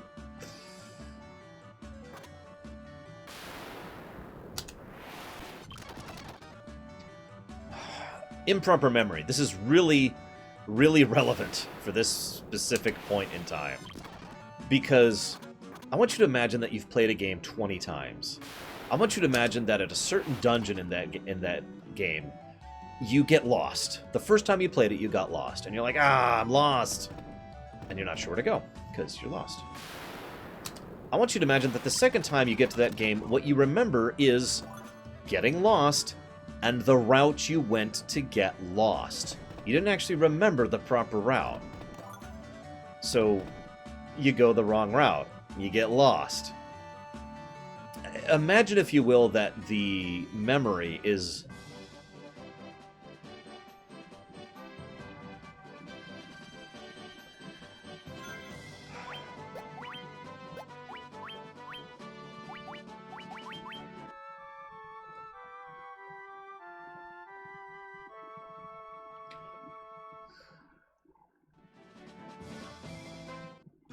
Yeah, so I actually forgot about that. I actually forgot about that until I got there.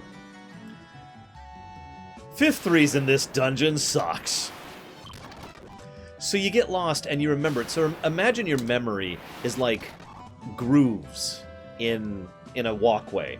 And the more you walk on this particular path, the deeper those grooves get, so the more you remember the path you took when you got lost.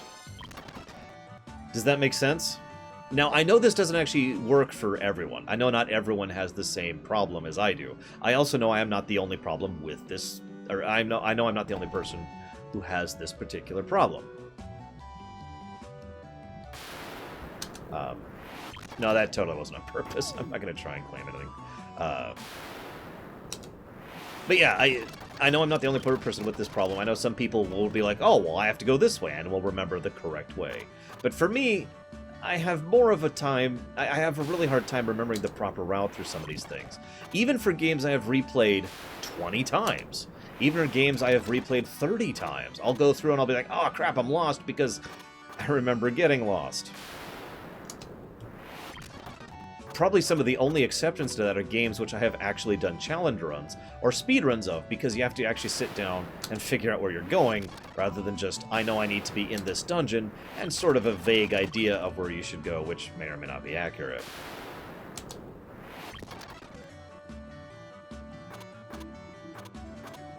Yeah, I literally don't remember where I just went earlier. Although I am admittedly spending a little bit more of my attention on talking to you guys, but that's not an excuse. I legitimately do not remember where I just went. I wasn't actually tracking it. I do remember not to take a certain staircase this time. Okay, so we already did that. Now that could very well be it, Hanson, because my usual approach to dungeons in terms of exploring them is... I can't believe I did that. No, that was the right thing. I did do the right thing. Okay, we're good, we're good. There's the Beholder, guys. I hate that fight.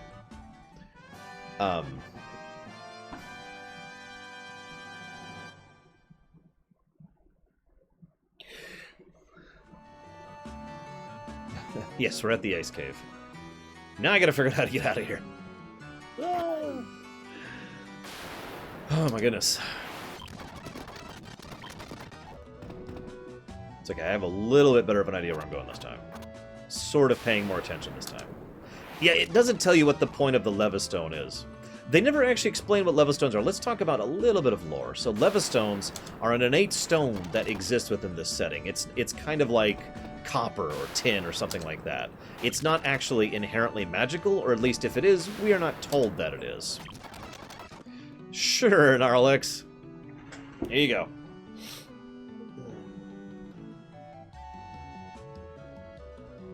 Anyways, Levistones are devices that contain within them the power to levitate. Now, I know that sounds like a really dumb thing, but the hard truth is that most of the people of this setting don't actually know how to use them.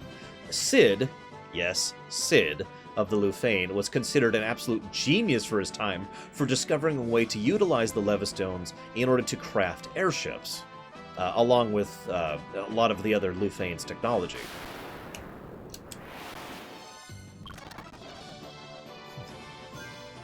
Yes, a butt is getting very cold in the ice cave. Oh my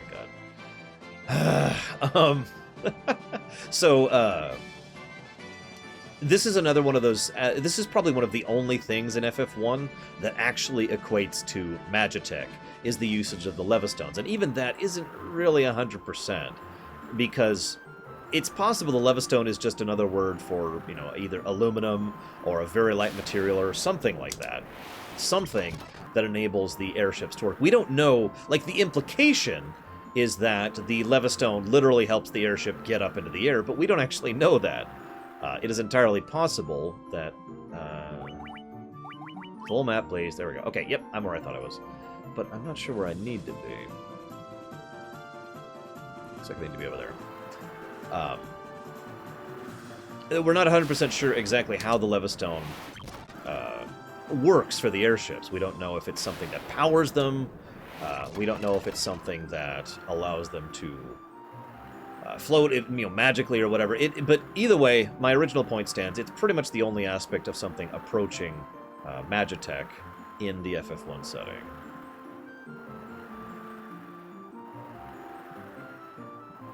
I would never do that. Yeah, I know where the airship is. That's actually not what I'm looking for, although I guess I could. Yeah. Hey, man, Darton. Okay, I guess we'll... I must literally not be seeing it over there. Whatever, let's just head over here. Oh, wait. Hang on. My bad. Wow. I'm getting a step ahead of myself. I thought I had the airship. Wow, I am really stupid. Hang on, let's go get the airship.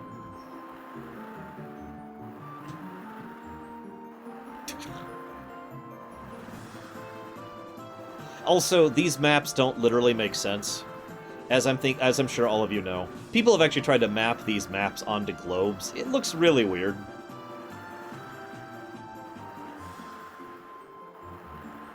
Are we... Yep, we're about here.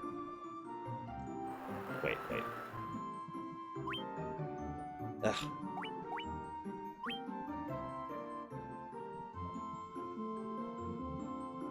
Yeah, no, I'm right. I think. I could be completely wrong.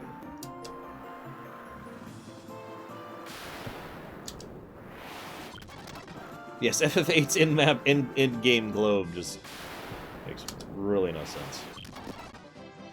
Anyways, so I was talking about something regarding... Oh yes, the way my dungeon exploration mentality tends to go is... Oh my god, encounter rate! Imagine if we weren't cheating and we weren't speeding up, guys. If you guys wonder why I'm cheating, Exhibit A. Anyways, so... The way I tend to approach a dungeon, I'm just going to pause for a second here really quick, is like, I've got 5 rooms to explore. This is made up, but, you know, there's 5 rooms to explore. I'm pretty sure the room I want to go is on the far right. So what my natural inclination to do is to go into the room on the far left, explore it fully, and then go to the room, next one, and then the next one, and then the next one, and then go forward last. That is how I tend to approach dungeons. That's how I tend to do a dungeon. So, it is possible that part of why I tend to remember dungeons the wrong way is because that I tend to go through like that when it comes to dungeon design. And yes, they know at Easel. I'll be talking about the FF2 dungeon design when we get there. It's bad, that's the summary.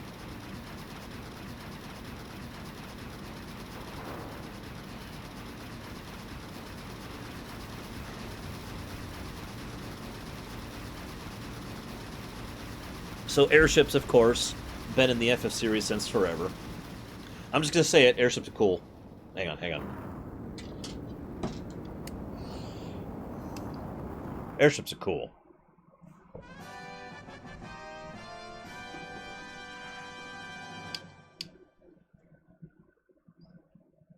So I really like the concept of airships. I always have. I don't actually properly know how to explain why. But I remember the first time I got this, and this is the freedom point of FF1. I brought this up during my last Lorerun, and I'll be bringing it up this time as well. The freedom point is the point in which a game that there's basically nothing left that you can't access. It's the point in which you're allowed to go whoosh and just really go and express yourself throughout the world and explore basically every aspect of the world. Now that we have the airship, we can now beat the game. We can't literally beat the game, but we have access to everything we need. I very much enjoy freedom points. The thing is, this airship kind of sucks. I remember when I first got this, and I'm like, dude, this is awesome. Well, there is a pretty big problem for this airship, okay? So this is, you can only land on clear grass, like this, right? So if I want to go to this thing, way over here, well, actually I can land right here, but if you don't know about the little corner edge right there, you have to land down here.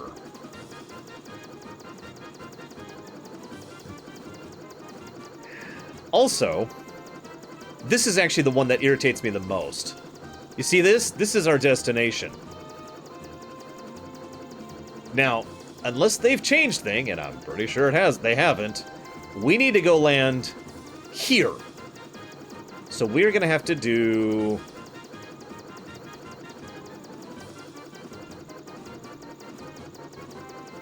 Oh, I actually went the wrong way. Yep, wrong way again. This! We're going to have to do that, and then go back in order to get to this castle. This is very deliberately designed. And it sucks. There's no boat landing spots, because the boats can only land in certain areas.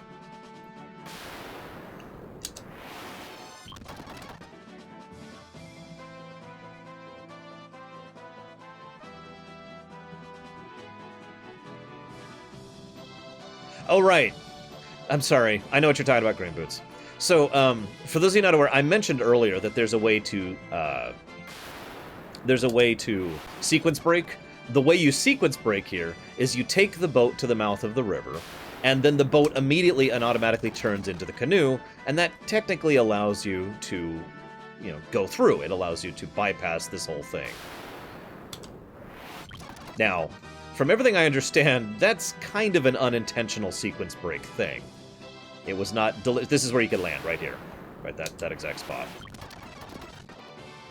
But, for anybody else who doesn't know about that particular glitch and the way that the ship works, you do the long way. And, of course, it was intended that you go the long way. Yes, go... And yeah, if they close the peninsula, no issue. Here, we're no longer cool. We're not on an airship. Oh, suddenly it's bright.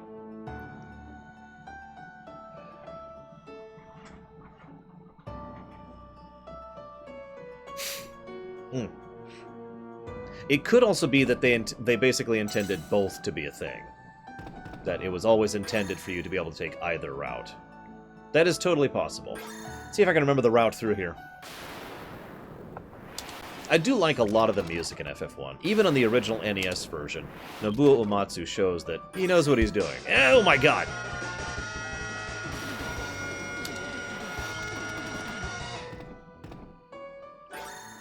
Thank you, random. So, I chose poorly. Oh yeah, excuse me. Fear.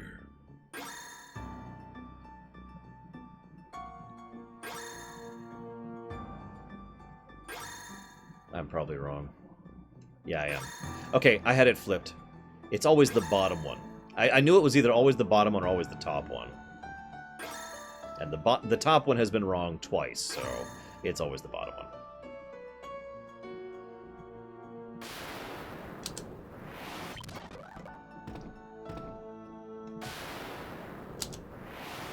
So this is technically a boss. Oh wait, no, that's not the boss, sorry. Yeah, there's a lot less encounters in this dungeon. Oh, I went to the wrong one! That's okay. It didn't put me back. I do like the idea of this dungeon. And again, I just want to mention this because this is actually kind of cool, especially for a NES game. The idea of the teleporting, teleporting to get around thing is something that wasn't exactly what you'd call super common at the time.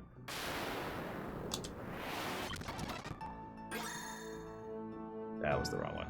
Damn it. Okay. And honestly, even despite this, it's not super confused. This is all on the same screen.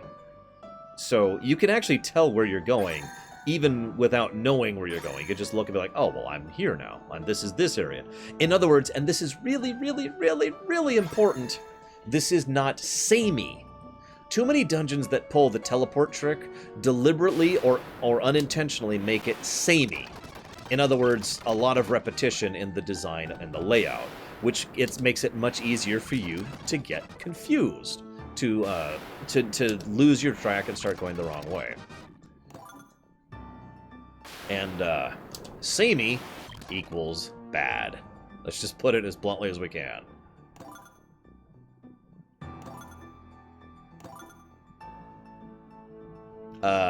Yes, Thanatos? Oh, I got you. I was wondering where that question came from.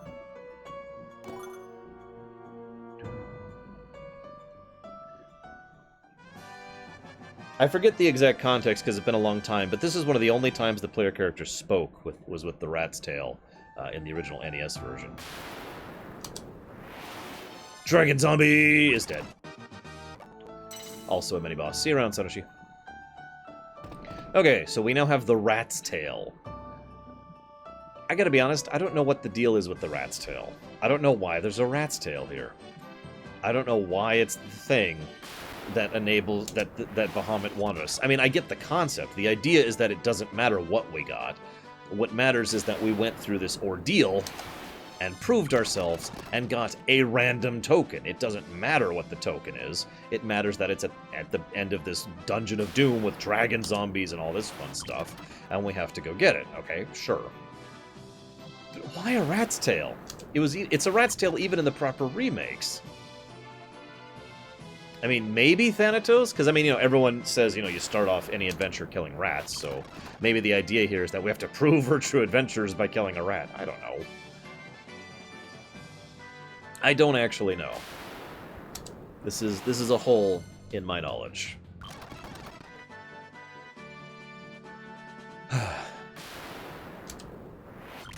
But the reason we're getting this is because there's a character. And again, this is one of those things that nowadays I imagine more people know. But when the FF series was a little less prolific than it is now, I knew people who weren't actually aware of this fact. The whole which thing started in which FF series thing.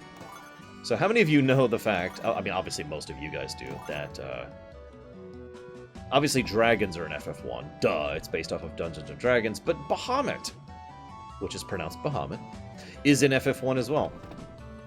He's not here, though, because I'm in the wrong place. I'll just loot the hell out of this place. I might need this money.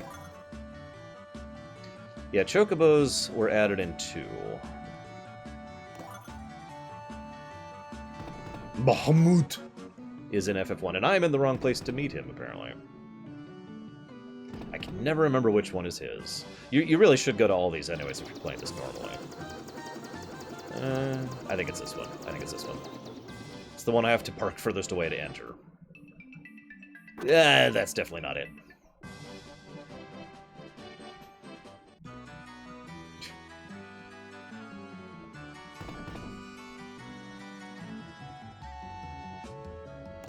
I'm trying to speak with Bahamut.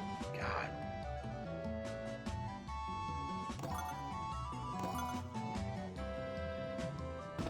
So, there is a tiny bit of lore about these people. So, these are the survivors of the post-apocalyptic thing I talked about earlier. And as a result of surviving whatever the hell happened, You know, that's actually not a bad idea. As a result of surviving whatever the hell actually happened here, they are pacifists. Pacifist dragons. So I'm just going to show this off really quick. So this is Hellfire Chasm.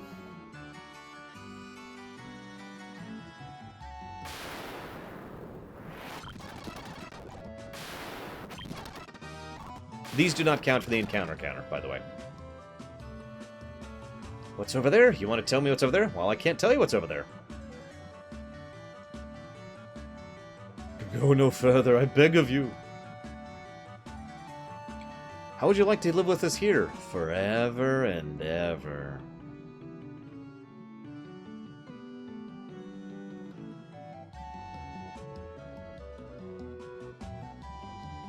Yeah, it's weird, isn't it, Roxymus? Because we're not actually playing right now, Tattoo. God damn it, fine.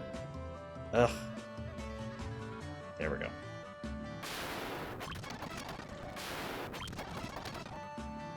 Yes, this is not real. I'm just showcasing this. So, for those who don't understand how this dungeon works, this place is randomized. Each new layer is one random layer after another. You notice earlier we had kind of a cave with people, dead people, specifically. Now we're on the overworld. We're still in the dungeon, by the way. You can tell, I mean, there's a treasure chest up here. See? These places aren't fully procedurally generated, but the number of random possibilities for these dungeons is quite high. And there's a lot of dead ends, and the enemies here suck. And I mean suck. This is, of course, a super optional dungeon. You are supposed to go here, like, when you're ready to go after the final boss.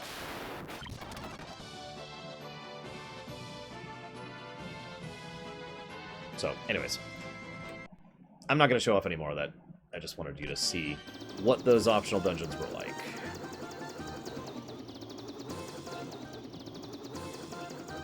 Come on. Ah, fine. Here. Oh yeah, those dungeons are not fun.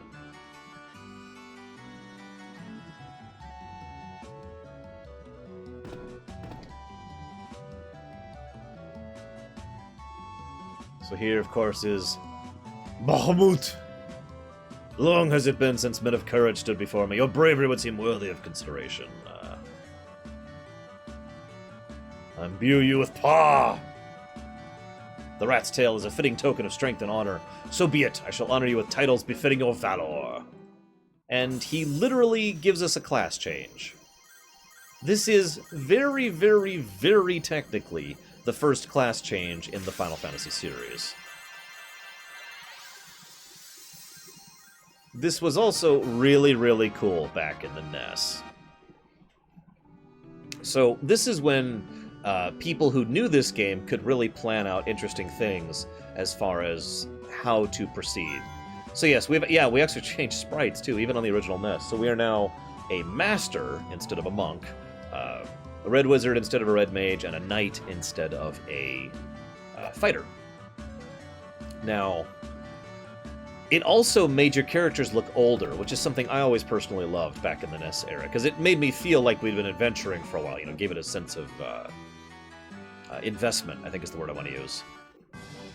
The other reason this is cool, so like I said, if you kind of knew what you were doing, you could plan for this class change. And remember, you can get this class change pretty early in the game if you know what you're doing.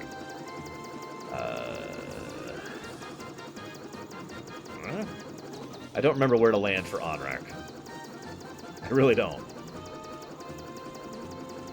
I remember it's more far away than I want. Yeah, I guess this'll do. Okay, how about here?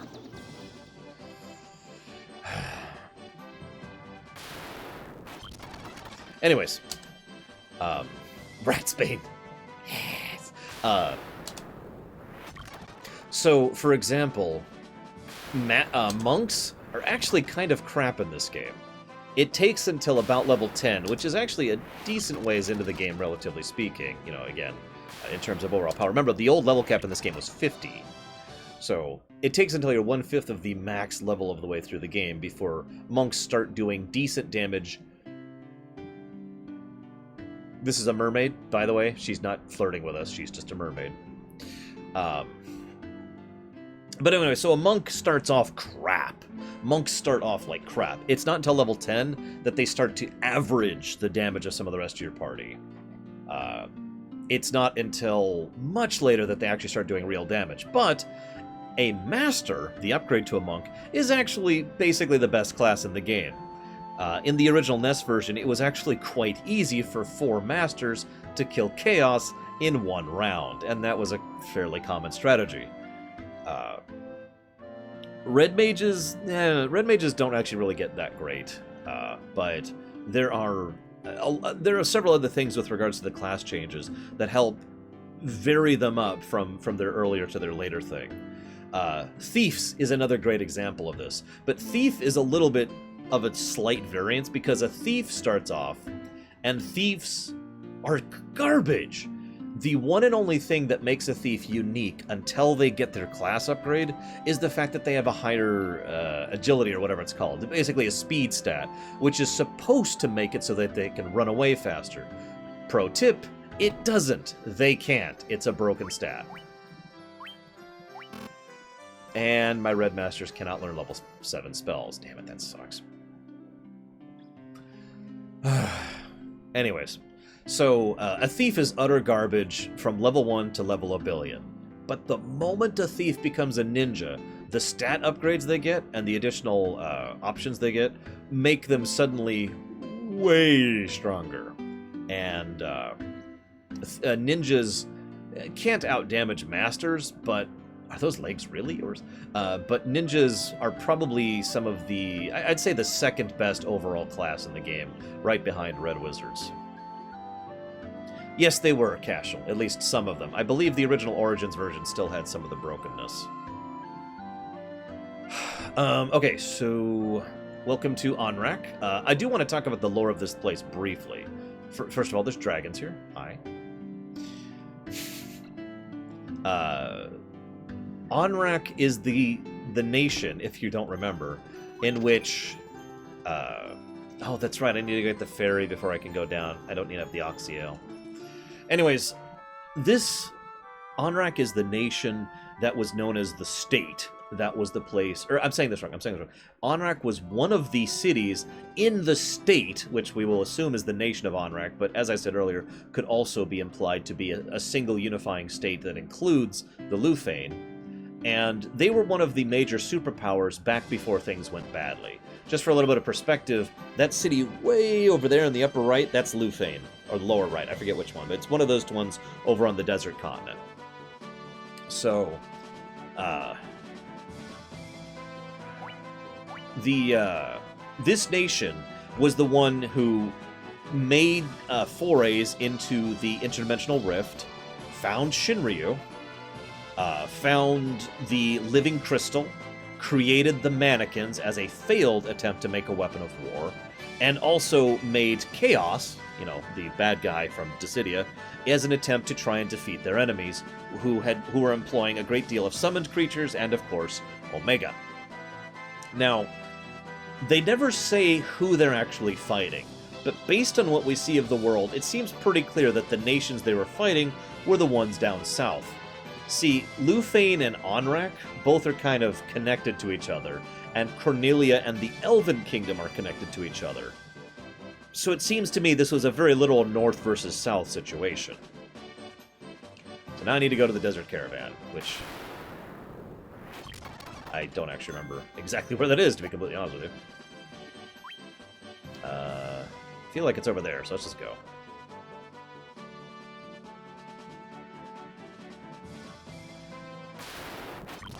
Oh, that was 2 encounters that I didn't notate. There we go.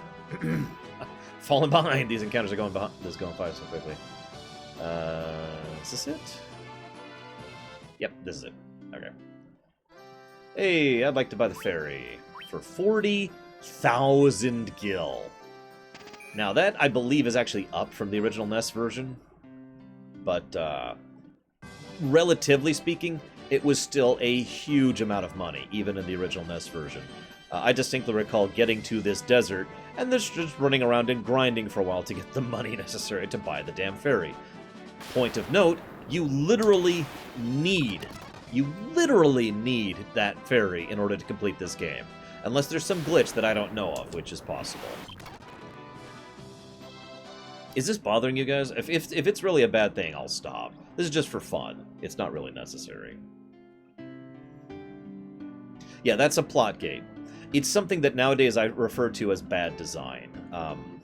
There's quite a few RPGs that use that kind of, you need to go grind to X arbitrary value to progress through the plot. And having to save up a crap ton of gil to buy this ferry is an excellent example of, plot gating. I don't remember where to take the ferry.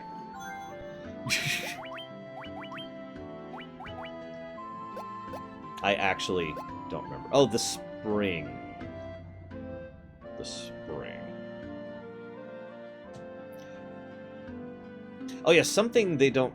Get out of my way. Get out of my way! Something they don't actually discuss that much in this game is that Lich is only the most recent fiend to show up. Onrak has been in a state of disrepair for 2 centuries. For 200 years. The water temple has been taken by Kraken and has been rotting and diseasing the water away. 200 years. I want you to do me a favor.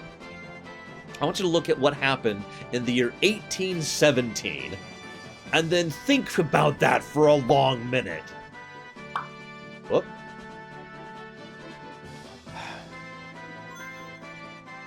I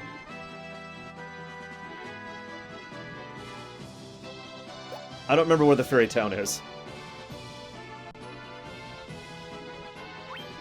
Is it that one in the far right? Well, I need to go to the waterfall at some point. Maybe I'll do the waterfall one here. I need to do this anyways. And I'm right here.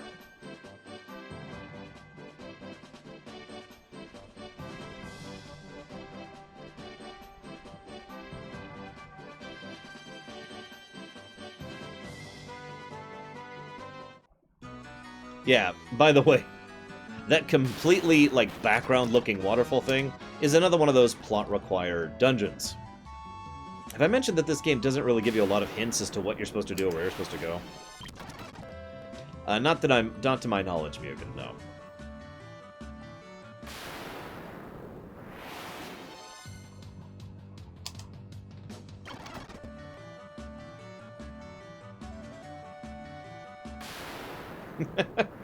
So we go from railroads to computers in the last 200 years! And that's true, we had just gotten out of the Napoleonic stuff. So yes, for those of you not aware, there were severe limitations on how much text they could put into the characters in this game. In fact, I plan to tell you a small story about that later on. Anyways, the point I'm trying to make is that even back in FF1, I still give them guff for not understanding the concept of size, scope, and scale. 200 years is still a really long time.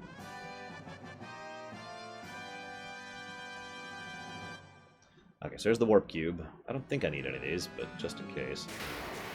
Oh yeah, by the way, that's a robot. That is a robot.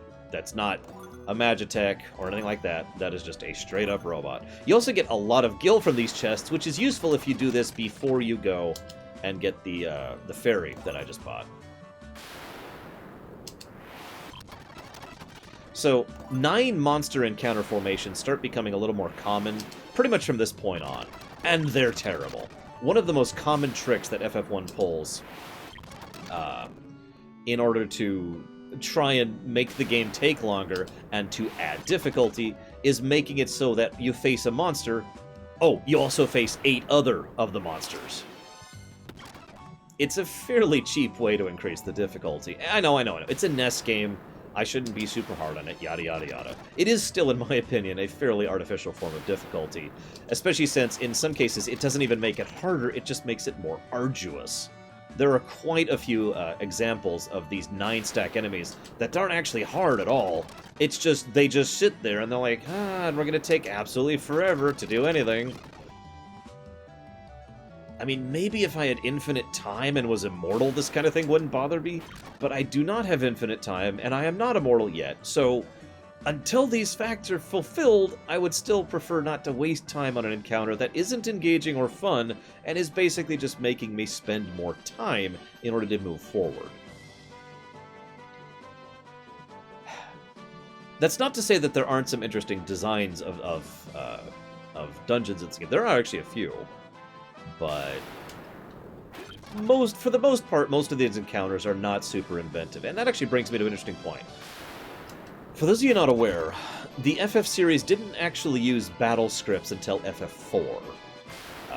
It was actually a big innovation that they finally started using actual AI scripts when they came to FF4. Before this, there was a...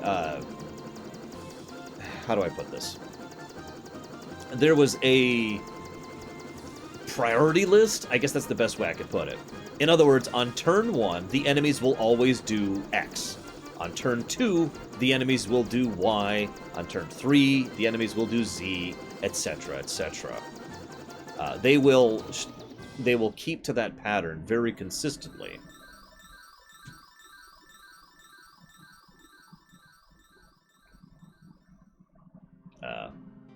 Be free?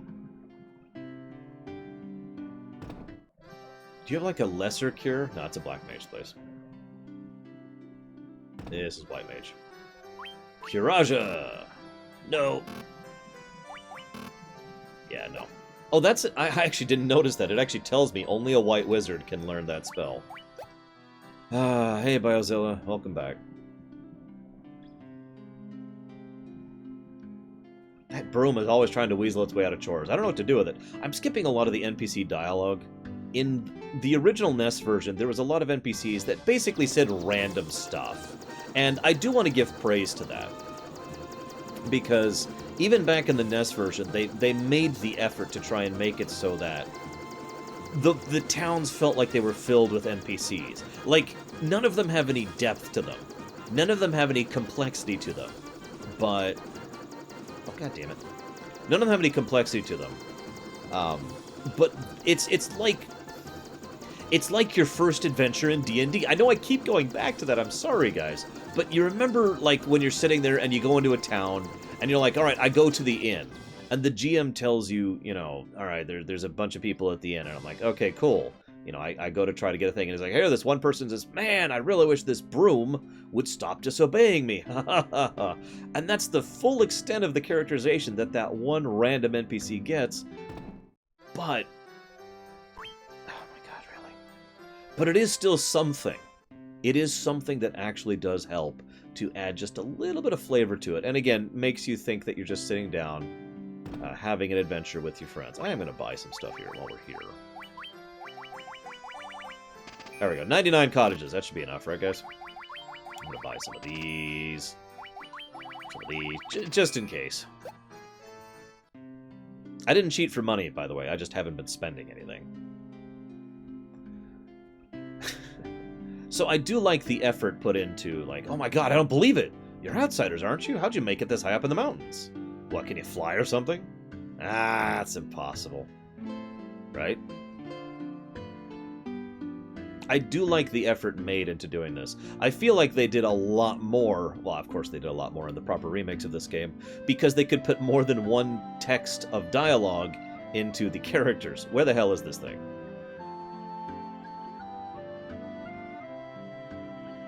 Yet north. North.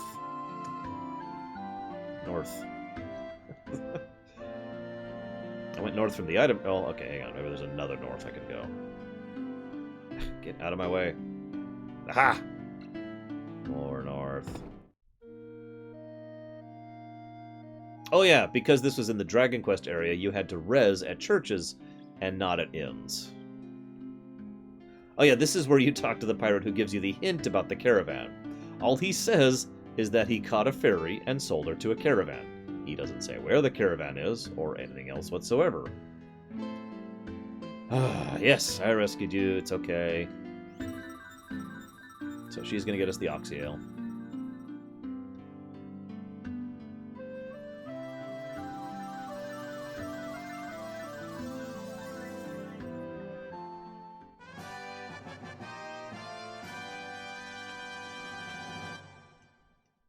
Okay. Yay! We can now breathe underwater. Yes, the underwater temple is probably I'd say my favorite dungeon in FF1, personally. The only other one that comes close is the final dungeon. And the final dungeon I have some problems with because I remember it nightmarishly from the from the NES era. Because the last dungeon in this game is really, really rough. But it's got great music, and, well, I don't know, it's got a cool design. It's very traditional, oh my god, really? Ah, fine. You know how many, like, let's look at this for a moment. FF2's last dungeon is a castle literally from hell, okay? In FF3, the last dungeon is literally the world of darkness. FF4's final dungeon is a crystalline core in an artificial moon. FF5's final dungeon is an interdimensional rift that combines multiple places in space and time, and so forth and so on. All of these are fantastical, amazing places, but there's something oddly enjoyable about the fact that the final dungeon of FF1 is a dungeon. It's just a ruin.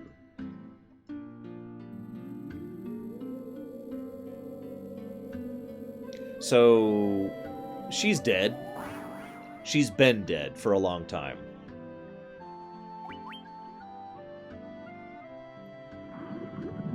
So, there's actually several species in this game.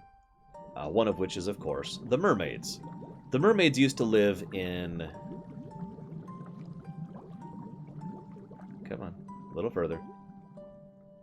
This place.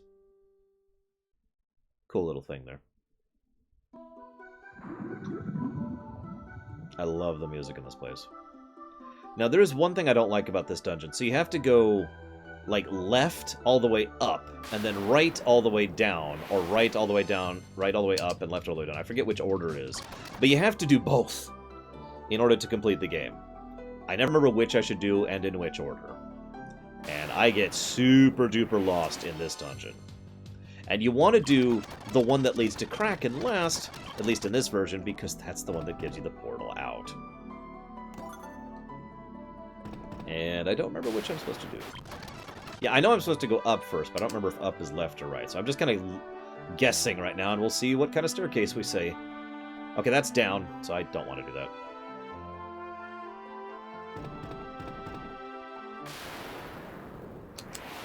Now, let's talk a little bit about the lore of this place. There is none! No, that's actually a lie.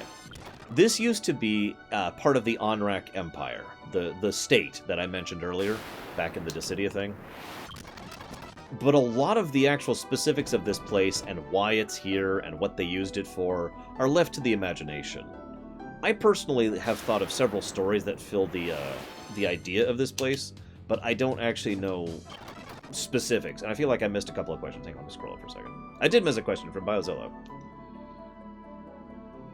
Oh, ironically, the question Biozilla just asked, I was about to answer unintentionally. Which is the coolest final dungeon in the FF series? I did actually answer that earlier. I think the Crystalline Core from FF4 is probably at the top of my list. In terms of in terms of dungeon design, aesthetics, the music, and of course the encounters in there. The FF4 final dungeon, the Crystalline Core, is literally a place where every single encounter is a boss. And I actually kind of like that. It's very epic and very dangerous and very awesome. There's also a save right before the Crystalline Core, right after, pretty much at the end of the Lunar Subterrane. So you get to save before you actually hit the real final stretch of the dungeon. They learned their lesson from FF3. Yes, this dungeon is hard. Not as hard as some of the other ones we've been fighting, but you'll notice they're pulling that 9 encounters trick a lot here. And they will continue to do so. We're going to see the 9 encounters trick all over the place in this dungeon. Yes, Northern Cave has its own things. I love the music. You know, Judgment Day is a fantastic song. But I would say Kefka's Tower is probably the other one that's really high up there for my favorite Final Dungeon. Anyways, so Biozilla says, you know, what would you do with regard to this? So again, we don't actually know what happened to this place. And by the way, I wouldn't mind hearing your guys' thoughts. Like, what do you think happened to these places? What happened to cause, like, what purpose did this place serve in the Onrak Empire? When Kraken came in, see, one thing that's left kind of up to debate is if this place was always underwater, or if it was sunk underwater. Because it can be interpreted based on what they say that this place was partially underwater and then was fully sunk by Kraken, or that it was, and there's the item I need from here, or that it was always fully underwater and they just had the technology to be able to go down here and deal with it. I mean, Oxyale is a thing after all.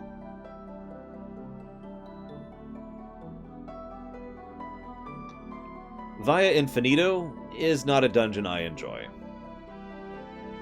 Yes, I received the slab! I do actually like the fact that there's no encounters on this floor. I know that sounds like a really weird thing, but it would be very easy for them to be lazy and let there be encounters on this floor, and they actually didn't do that, so props to them. This is where the mermaids have been holing up ever since this place got sunk. Or I shouldn't say got sunk. Okay, my headcanon is that Floor 0 used to be the surface of the ocean. And then everything above that was above water back in the day, and then everything below water was below water for underwater research and for the mermaids to live. Because I personally like the idea that the mermaids were actually citizens, or slaves, of the Onrak Empire.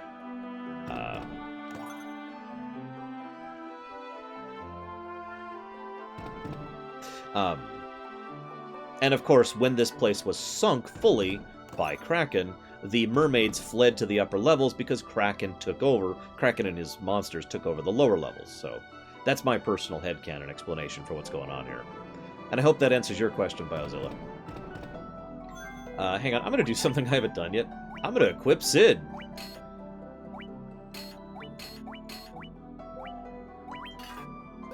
Why would you ever equip an item on a monk? Honestly, Bregwin, it should have. I mean, they were regularly ripping holes in the fabric of space in order to send creatures into another dimension. Of course it was affecting the stability of this place. I'd be astonished if it wasn't. I'm trying to remember how to get over there. There's like a weird way to get over there. So hang on. Least favorite dungeon in the FF series.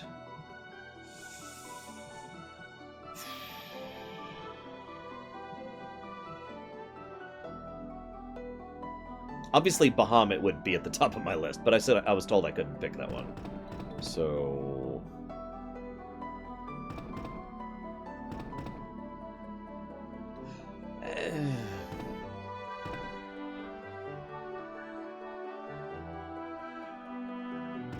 Okay, I know there's a way to get over there, and I know it's weird.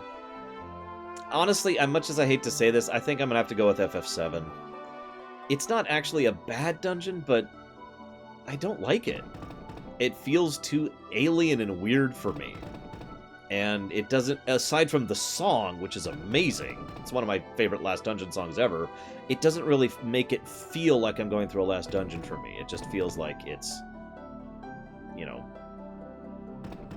off-putting. Yeah, it makes me feel legitimately weirded out going through it, as opposed to being like, oh, this is so alien. Like FF9 pulls off the alien thing and makes it feel appropriate, you know, awesome. But FF7 makes it just feel like we're going through a junkyard, you know? Am I done here? Did I get everything? I think I got everything. Let's get a save, just in case I didn't. Hello? Come on. Oops, there we go. We'll save down here.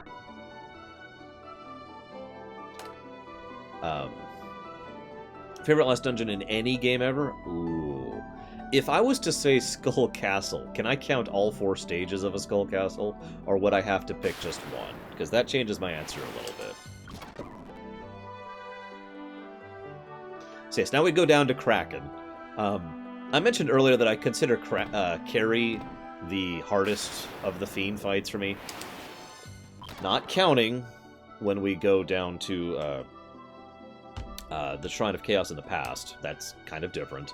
So of the original 4, I personally tend to consider Carry the most difficult, but that being said, Kraken is really rough, and I remember having a lot of issues with Kraken.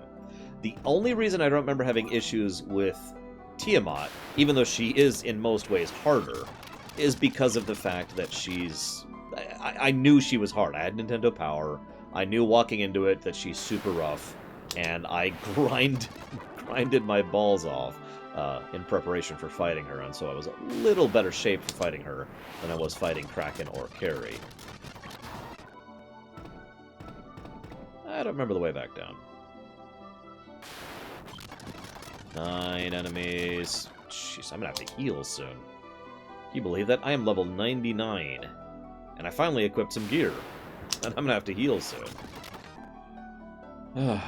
Anyways. Or, whoop, no, that's the wrong way. I need to go down. God damn it.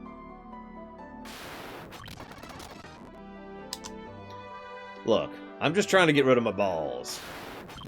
I gotta be on my balls, Green Boots. You're breaking my balls here, man. Yes, Kraken hits hard and also has access to, I think, level 3 spells? I actually don't remember. Oh, I remember, Easel. I remember. How could I not? Oh yeah, that was a chest with 20 gil in it. In what is basically the 3rd to last dungeon in the game. Or, excuse me, that's not true. 1, 2... 4th to last dungeon in the game. Hey, Shiren.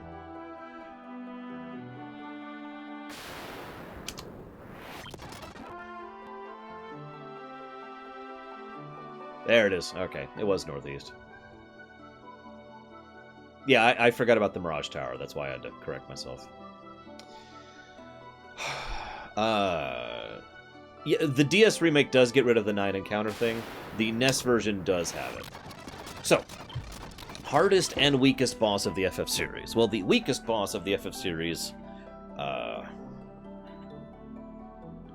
is probably the very, very, very, very, very final form of Sephiroth in FF7. The one that it is physically impossible to lose to. Unless you do cheats or glitches that I'm not actually aware of. I would also put the Yu Yevon fight in FF10 up there, where you have to go out of your way to kill yourself in order to be able to lose. Otherwise, he can't beat you. Also, Shuyin from FF10-2, who, again, you have to go out of your way to kill yourself or have very bad luck in order to lose to. Yeah, fight Kefka at level 30 sometime, without Ultima, and tell me how hard Kefka can be.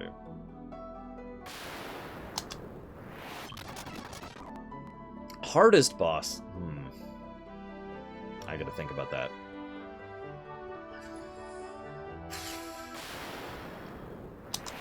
I know the first fight that comes to mind immediately, and it's not a super optional. It's actually Golbez in FF4 DS. I know that's not actually the right answer, but it was the first one that came to mind because it's one of the few fights I feel was genuinely difficult and was awesome for it. Like, properly, awesomely difficult and really, really enjoyable. Neo Exdeath is very hard, especially if you don't know what you're doing. Even if you do know what you're doing, he can still be rough.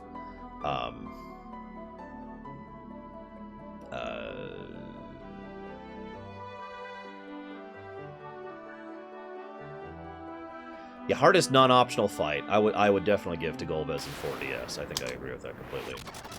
Which of these two staircases did I come down through, guys? Because I don't remember. I think I came down through this one.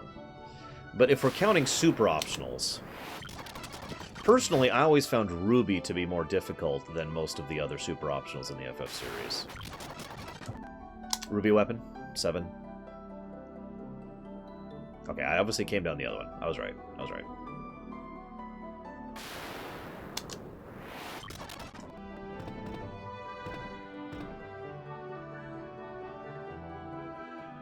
Whoop,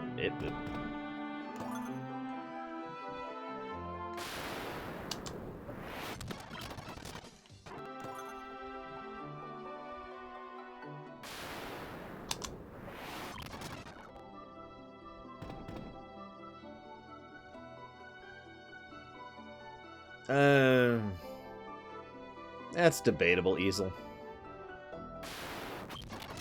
Am I backtracking? Or am I just really stupid? No, I'm really stupid. Okay, we're good, we're good.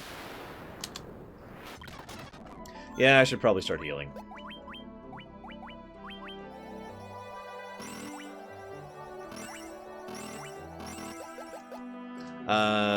Yes I do, Equalitas.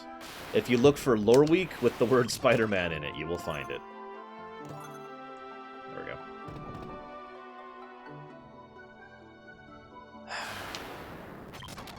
Yeah, see, the thing is, I know there's quite a few tricks for Ruby Weapon, but when I used to fight Ruby and Emerald back in the day, I didn't know any of the tricks. I just fought them normally. And for me, Emerald was the easier one because all he was grinding. Like, he was the stat boss, Ruby was the strategy boss. At least that's the way I perceived it at the time. I haven't actually fought either of them in quite a long time, so I don't know how much my opinion on that has changed with, you know, over the years.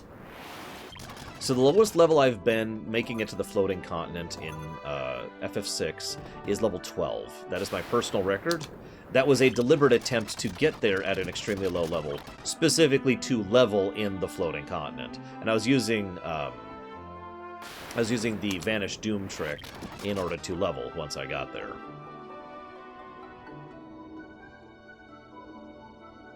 I don't know where else to go. Did I already go here? Yep. Damn it.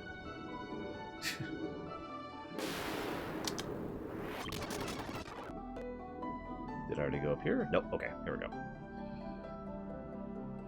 To adventure!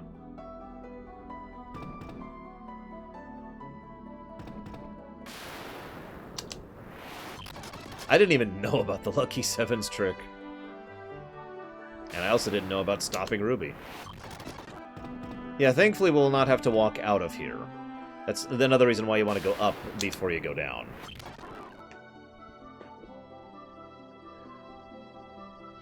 Oh, wow, okay.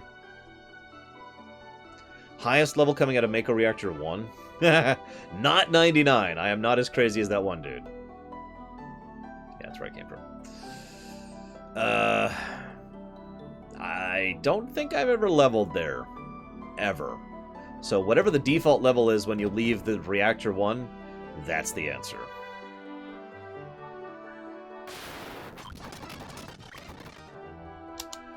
Oh,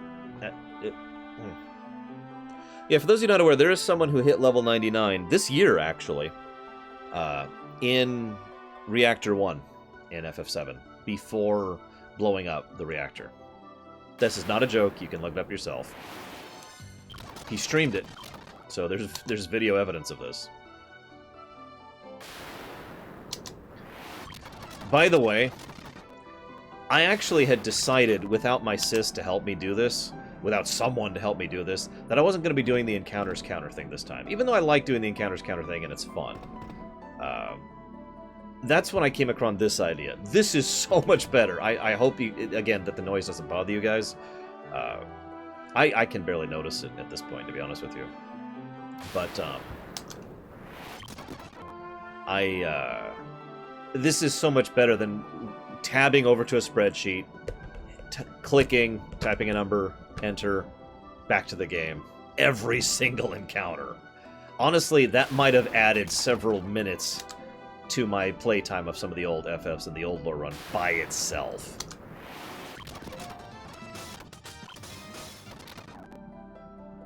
Up. We'll go ahead and save here. Kraken time! Yes, we actually have convenience features, guys. We are officially a proper remake. You humans do impress. I would not have thought to see you here.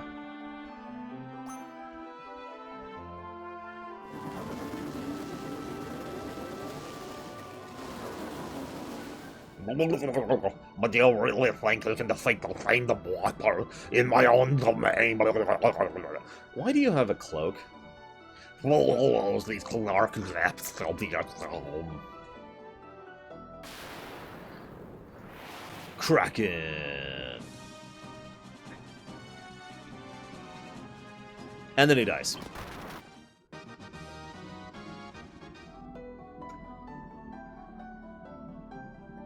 So I'm not sure who is which, because I notice it's always... wait, no, this is... No, yeah, it's always Frieza who's holding up the crystal, so I'm not sure which crystal is which. Do the Fiends have lore to them? No. Well, yes? I really gotta say that with a weird sentence. See, here's the thing. There was a mistranslation that was actually mistranslated twice from Japanese into English. Later on, it was corrected, and that completely changed who the Fiends of the Elements were.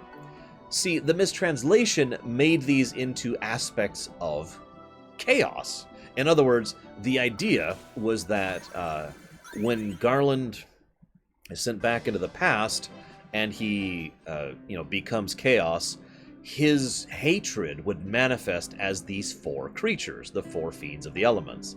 He would then send them forward, yada, yada, yada. That was apparently a mistranslation. So they are not from him, which means we actually have no story for these guys. We have no idea what these things are. They are the Fiends of the Elements. I could tell you some headcanon, but that's all I got. Oh, wow, Thanatos. Oh, I can picture it already, Final Cloud. I can already picture it. It's gonna be a thing. You watch. I'd say Kefka, honestly, but then again, I've always thought of Zelda as a relatively mid-tier setting.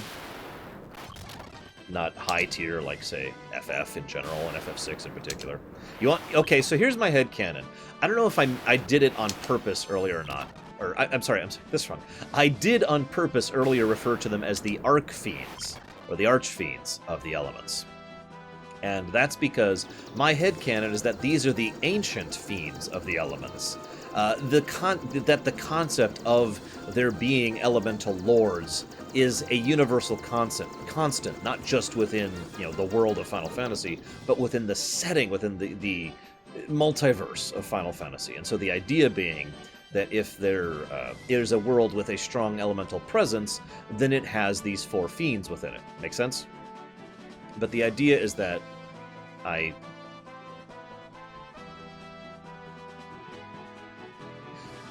need to go to Lufane. I need to go turn in the Rosetta Stone. The slab. Anyways, so the idea is that these were the first. Like, in my personal headcanon, like, FF1 does take place before most of the other FFs. And so these are the first manifestations of the four elements in such a format. Oh, come on. Why, FF? Why do you do this to me?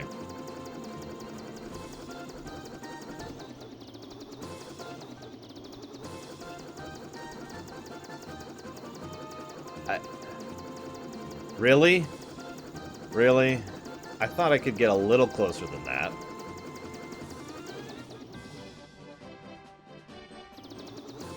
Alright. I mean, I know it's deliberate. I know. I've already talked about it. It was a deliberate design choice.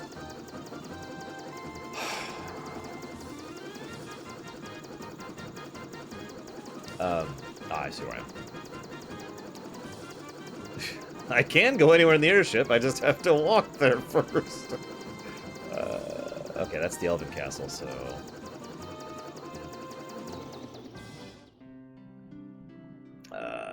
Yep.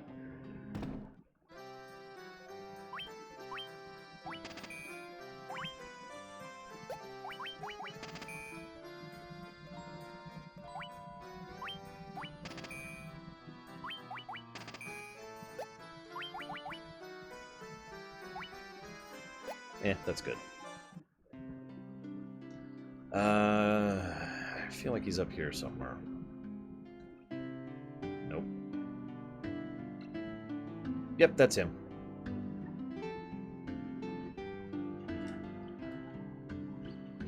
No, I have not, Final Thought.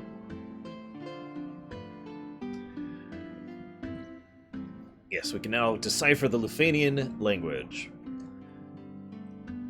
Anyways, I never actually finished answering my question. So here's my idea.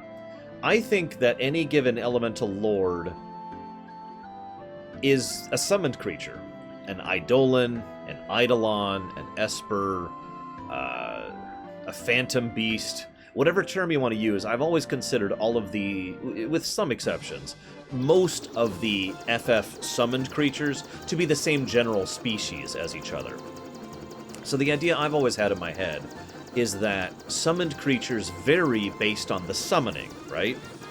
So the idea here is that the elemental lords are some of the highest tier summoned creatures. You know, they're way up there. They're higher, or at least as high as Bahamut, right?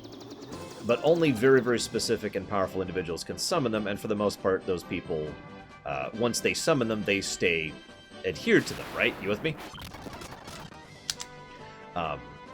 So what I always thought was that what Garland did when he went back into 2,000 years ago was he summoned the 4 elemental lords, and because this was the Garland that had lost to us in the present, you know, and who was basically chaos at that point in time, they became the elemental fiends rather than being the elemental lords. In other words, effectively evil versions of themselves because of the person who actually summoned them. Make sense? So, yes, the airship was built by Sid, we know. These are the Lufane. These guys are the ones who are responsible for most of the advanced tech in the world. Not all of it, but most of it. So, what irritates me is they even flat out say, we have the flying castle and the ancient airship and all this magical stuff, but then it was lost. And they don't say why. I know they already explained. I already explained that they wanted you to be able to, you know, make up your own story and blah blah blah. But god damn it, I wish I knew what the hell that apocalyptic event was. It's so clear and obvious that some kind of apocalyptic event happened. We just don't know what it was.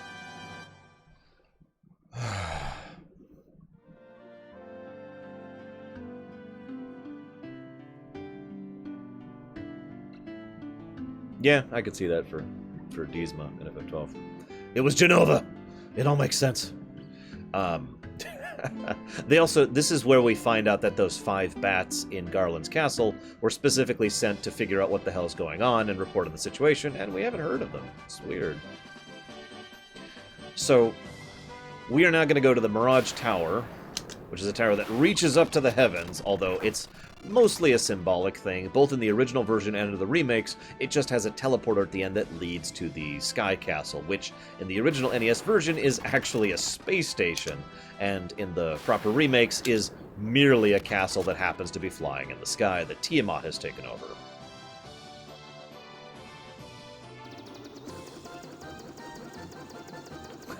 The Dark Souls 2 thing, okay? Now, I thought I could park, like, right here. I guess I'm wrong. I thought there was, like, one little sliver. Maybe I'm thinking of FF5. I might be thinking of FF5. I might be getting my FFs confused. We'll just go do the normal route. 2 hours and 30 minutes, guys, and we're at this third-to-last dungeon. Yeah, it's merely a sky castle. It's just some castle floating in the rain. Whatever. Oh, I hate this dungeon.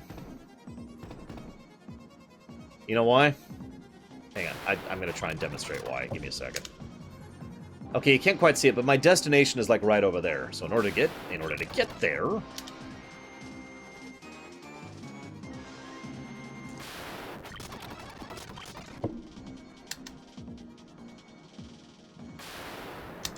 good song. I do like the song.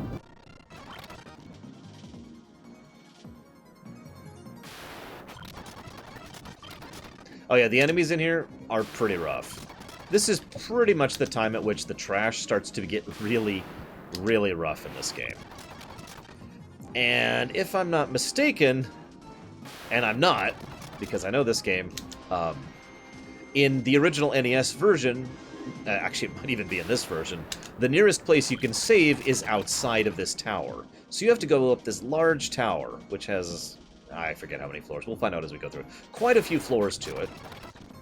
And as we're going up this large tower, God damn it. Am I... I went the wrong way. Ugh. Anyways, we're going up this really long tower, which is large, and then we get to go through the Sky Castle, and then we get to fight Tiamat. Oh, and by the way, we have a random encounter chance to basically just die if we encounter Warmack. If anything happens to us during this trip, we go back outside. Oh, by the way, you notice how the encounter rate is actually higher in here than normal? Because the encounter rate in here is higher than normal.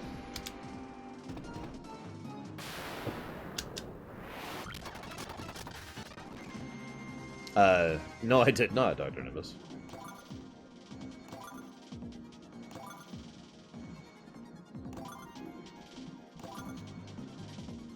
Warmack is not actually invincible, he's just strong.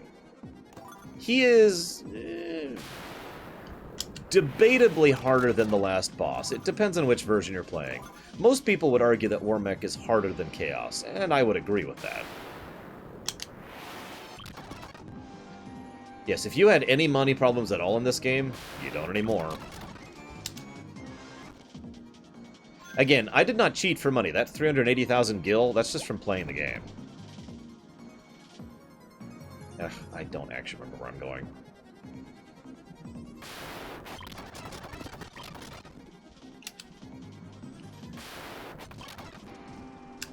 Oh yes, he also casts Nuke. So this guy actually references the guy in the waterfall. It is, as I mentioned earlier, possible to do a lot of these events in random order. So if you happen to go here before going there, congrats, you get to go through this long, annoying dungeon, get to the top, and then leave. How's that for fun? So, yes. Teleport. So, I hate the song for this place. It's actually the only song I don't like in all of FF1. Oh yes, he also just says he went to the west. Not that there's a waterfall dungeon, or that that's where the guy is, or who the master is he's referring to, just west. I would say it depends on the specific game, Kay. For example, I would actually say Neo X Death is harder than Shinryu in FF5, personally. It's right first, I want to say. Yes, that was the intention, Ultimate Tornor. So as you can see, this is merely a floating castle in the sky. They make it really obvious, because we can literally see the clouds and the bits of the castle hanging out over the air. Yeah, I agree. I think the intention with this was to make a place that literally sounds alien. Again, I remind you, this was supposed to be a space station. And I'm just going to let this play for a second. Just picture space station while this music plays.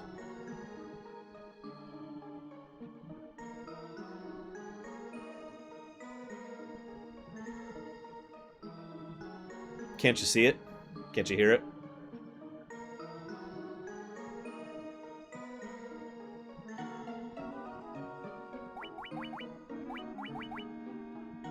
That's what I thought.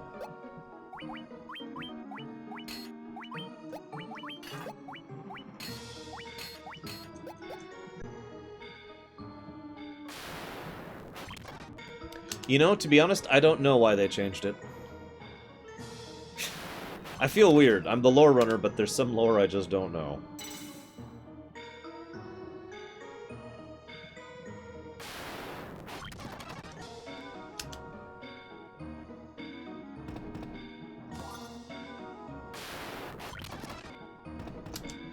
One of these days, I hope to do a truly in-depth look at this series. Although I have received complaints about the fact that I am covering the FF series again. But, whatever.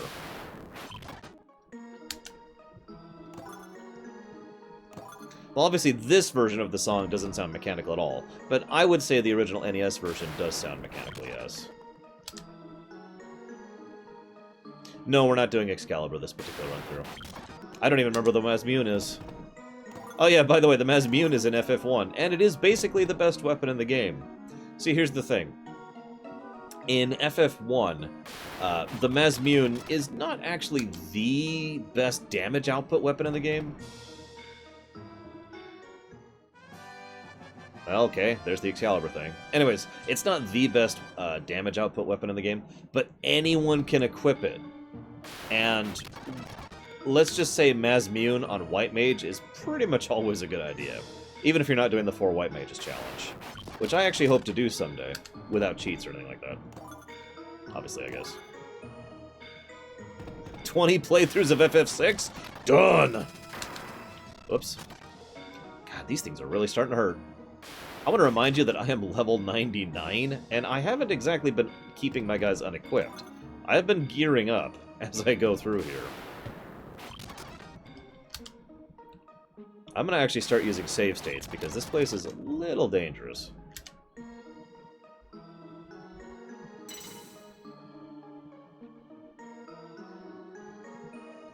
Oh yeah, this is kind of cool. Observation window, which is actually basically a little holographic projector thing. So you can see, oh my god, the Chaos Shrine is where the 4 things are, blah, blah, blah, blah. There's actually a graphic that does a really crude version of this, even on the NES version. And if you look, this actually does line up quite well. I know that doesn't sound like a big deal, but again, for the time it was kind of impressive that they bothered to make it so that each of these 4 dungeons for the 4 Fiends was actually equidistant and formed a cross, or an X actually, converging on the Chaos Shrine. You'd be surprised how many settings don't bother with that extra little detail. Yeah, isn't the, like the Berserker Sword or something like that actually the best weapon in the game? Analyzing Tiamat. No known weakness. Beep boop. She is invincible. She will destroy you. You must submit to the will of Tiamat. Also, I gotta be honest, it's really hard for me to say Tiamat, because the way I called her for a very long time is Tiamat. Go ahead. Make fun. It's okay.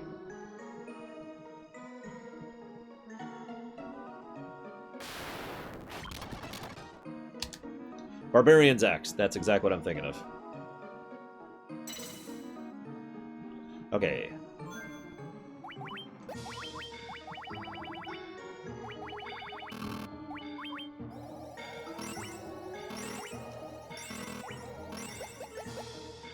Pretty sure it's right up, right up, right up, right up, but I'm gonna go ahead and save, just in case.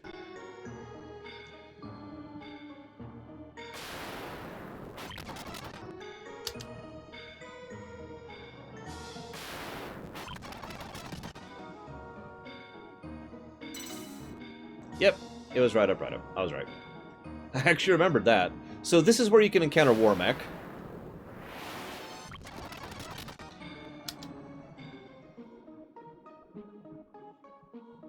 Yeah, it's really easy to get lost in this maze, as you might imagine. I guess Flans suck in this game. Actually, I can tell you exactly what happened to them if you give me maybe about 5-10 minutes. I'll show you. So, you defeated 3 fiends and reached my lofty perch. Yeah, it's a really low chance to get Warmech.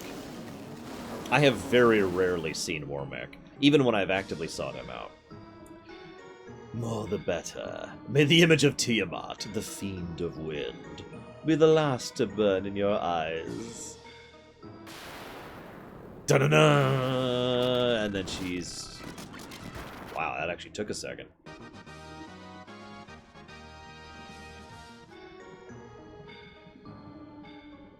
Well, anyways, that was Tiamat.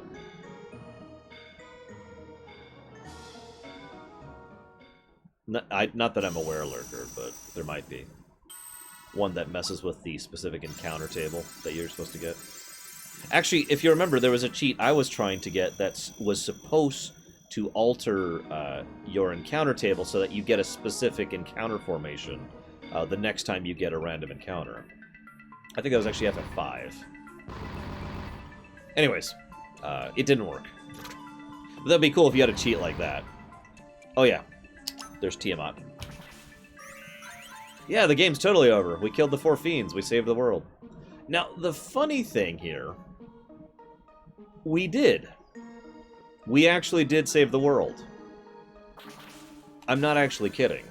We have saved the world. We could go home right now and retire and be done. There is no need to keep playing. I shouldn't say keep playing, but to keep going. I'm serious. There's no benefit to keeping going. But we're going to because, I mean, we might as well 100% this, right? And we're going to finally start talking about that time travel thing really soon, because we're at the last dungeon of the game, guys. Wow, we have blazed through this game. Which is good, because I didn't actually have that much to talk about, like I mentioned. Oh, for God's sakes. We've got to fulfill the Warrior of Light's promise to save even Garland. He did say that in Dissidia. Alright. And get a save state here. So, Marluxia, you were just asking about those 5 warriors. Whoa, who's this? Who the heck are you? Nope, I don't even care. Hey. Hey, dude.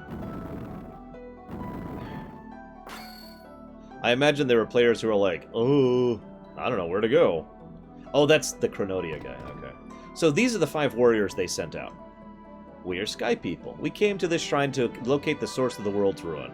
That was 400 years ago. The power of the 4 fiends was absorbing from the crystals, being fed back into the black crystal. The one distorting the beautiful light of the crystals is the one we've been looking for all along. The true root of all evil lies just ahead. And... wrong guy. The curse of the fiends changed us into this form and prevented us from speaking. The light of the crystals has enabled us to speak again. Shine the light of the 4 crystals on the black crystal at the center of the chamber. Doing so will open a time portal to this shrine as it existed 200 years ago. Or 2,000 years ago, sorry. The light of the 4 we've been seeking all this time. The light will open the time portal. The portal will transport you 2,000 years into the past to the beginning of the time loop. Note this is the first time they mentioned anything about a time loop. And this is also the first time they mentioned time travel. It's just all of a sudden, hey, we're going to the past for no frickin' reason. Before I go on, so I mentioned that there isn't a lot of lore to the optional dungeons, but there kind of is. See, the last boss, the super optional of the PSP version, is called Cronodia. Her default form is, well, it looks a lot like that. That thing right there. That orb. Except there's a woman laying on it. Who looks evil, of course. Now... the way this dungeon works is that there's basically a puzzle, and you're supposed to make your way through this dungeon. If you succeed at the puzzle, you get a pass, and then you can go down a floor. If you fail, you still get a pass. You can still go down a floor, but it's a failure, if that makes any sense. So there's, I think, 8 different variants of Cronodia. That's her name. There's 8 different versions of Cronodia, depending on how many passes and how many fails you get going down this dungeon. With me so far?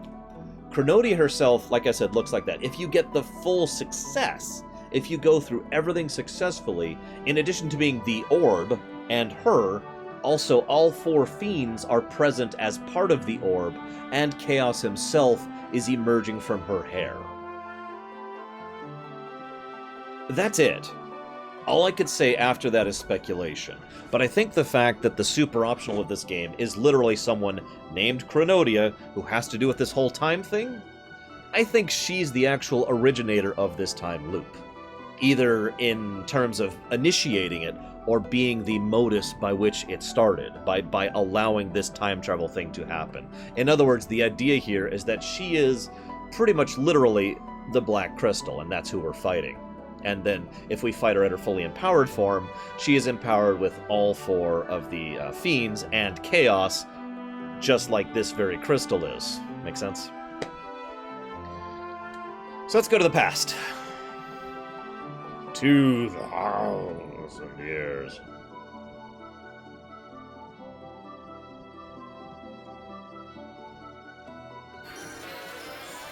Yeah, the in-game clock is like 4 hours something. Our time is like 2 hours and 15 minutes. I guess we are going to beat FF1 today, guys. Who knew? Oh, my nose is just... So, I love this music. I'm just going to let it play for a second. It's a great song. I'm going to mute myself while we go through the part of this dungeon.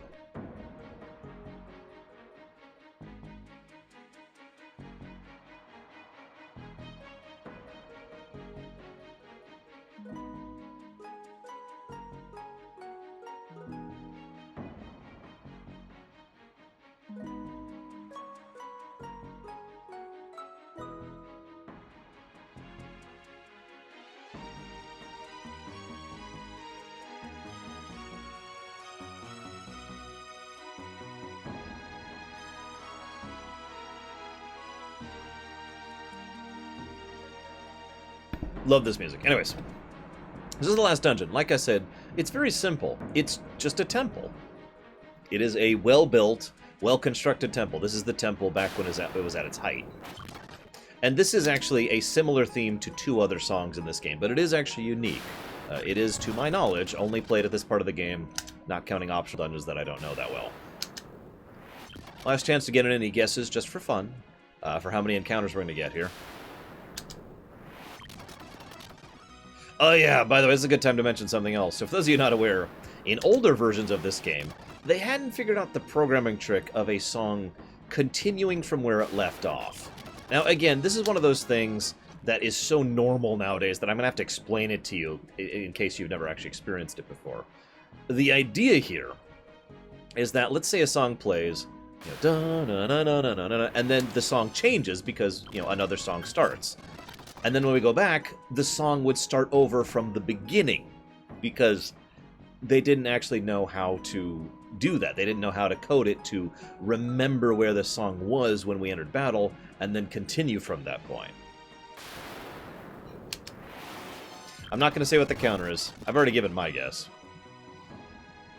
But I will not be sharing. If you haven't already made your guess, then yeah. Jeez, these things hurt.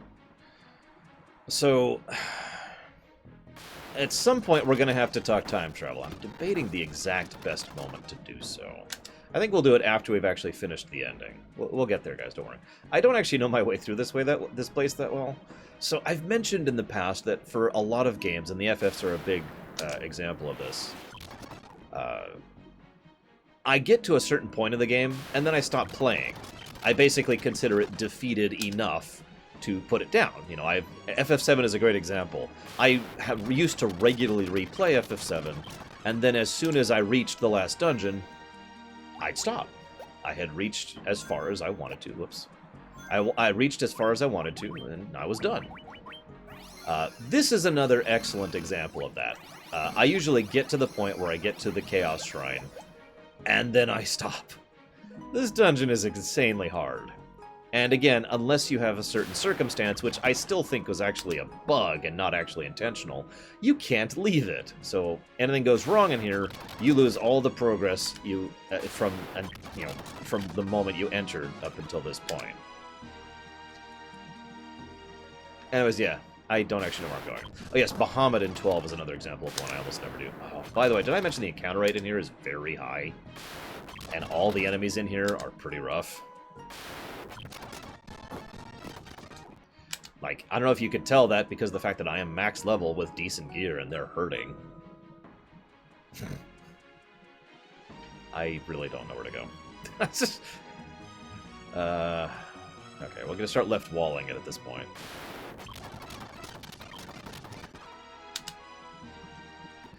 That's what I just said, Final Cloud.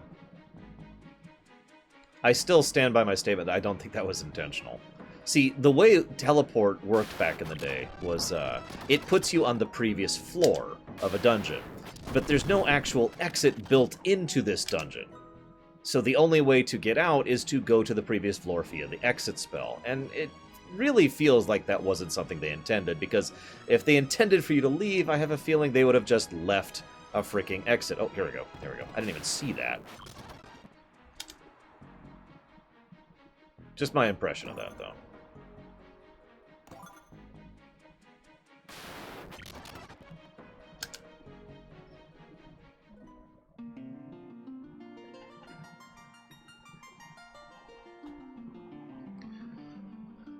And yeah, you need to be completely stocked when you walk in here. And pretty high level. Also, I'm going to heal again.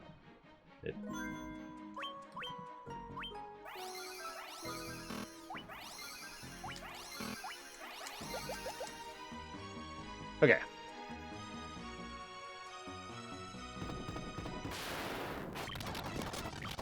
If there is green boots, I don't know about it. I mean, obviously we played the FF Prelude there.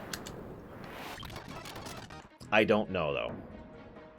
All I know is that... So for those wondering what the hell that loot is and where that came from, that is the loot that Garland stole from Sarah way back at the very first part of the game. Literally the first quest item we got in the entire game was that stupid loot. We play the Prelude here, and it's what actually opens the way further into the shrine. The obvious answer, and you know, this is kind of the boring answer, but there it is, would be that it is literally the loot that opens the way here. That's actually what it is. And then once these events transpire, for the next 2,000 years, the loot passes down through the royal line until it ends up in the hands of Princess Sarah. Make sense? Again, kind of the boring answer, but there it is. That would also theoretically mean that the loot had no origin point or end point, actually. Because every time it goes through the time loop, it ends up going through the time loop again. Kind of like that clay vase in Oracle of Seasons or Oracle of Ages, I forget which. And that was another encounter. God, there's so many encounters in here. It's getting hard to keep up.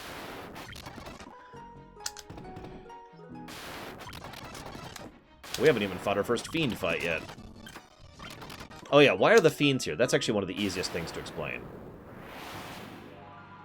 So, these are actually the Fiends. This isn't like a reconstitution of them or a resummoning. This is actually them.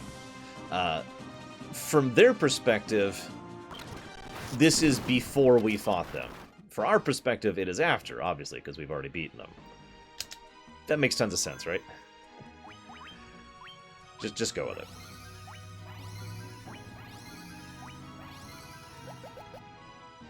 I don't think anybody made the joke, Pika. So yeah, these guys, these are rough. They have majorly beefed up each of the 4 Fiends fights.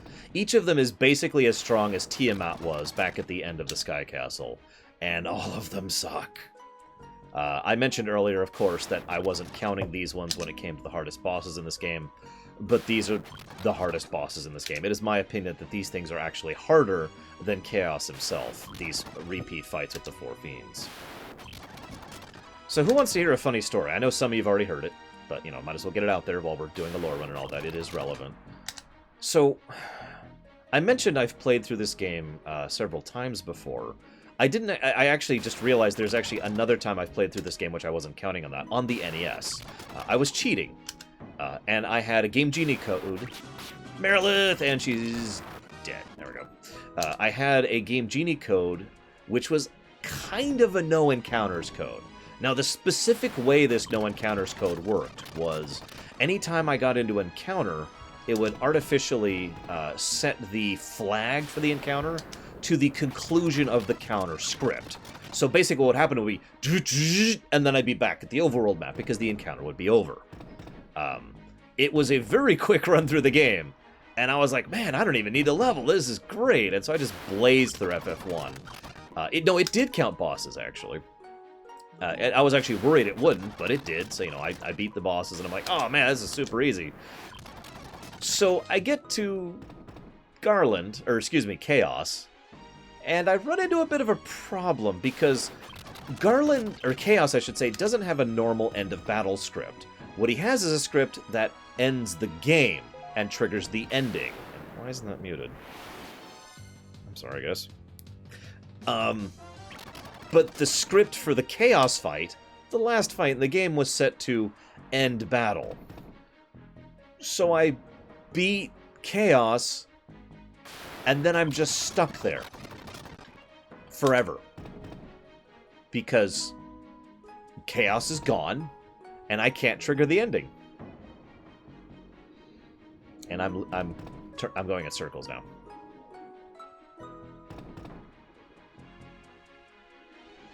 I'll talk about it, Necro. Don't worry. I will extensively talk about the time travel problems of this game.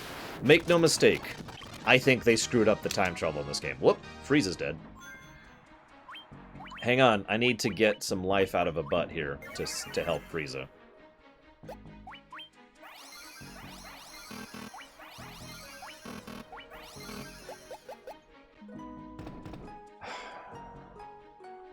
Okay, I'm getting turned around here.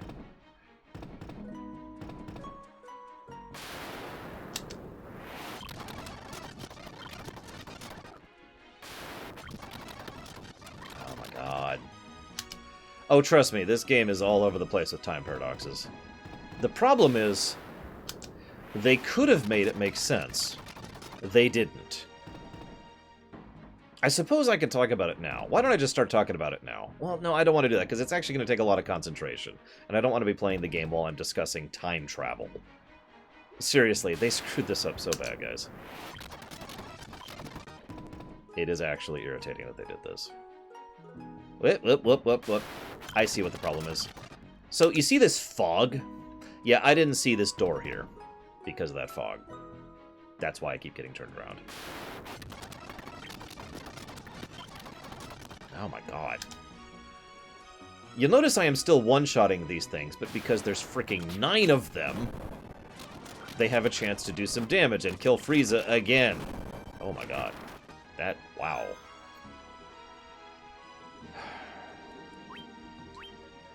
Hang on. I will discuss the time travel. I will. I almost don't want to. Isn't he on the front lines?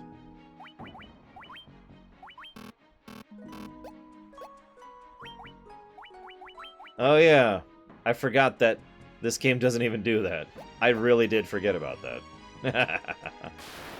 Lead us to victory, Sid. No wonder they keep targeting Frieza.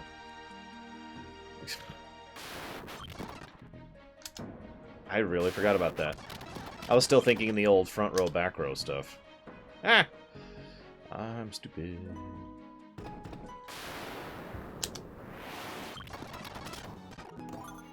There's the Mazmune. We'll go and equip that sucker. On Sid, of course.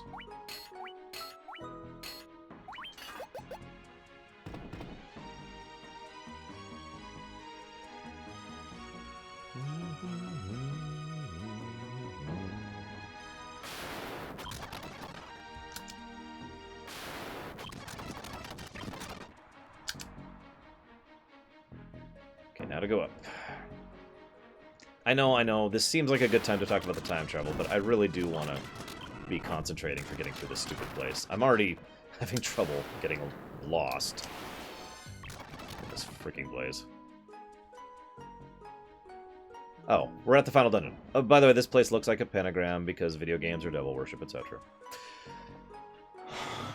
So let's go ahead and watch the ending. Well, hang on, let's save, just in case I have to pay attention for this fight. I will not speed up this fight. Do you remember me? I was once known as a knight of Cornelia. So really quick, this is actually really clever. Back in the day, as I mentioned, they had a literal memory problem where they could only put one block of text for any NPC. But they really wanted something special for Chaos, the last boss.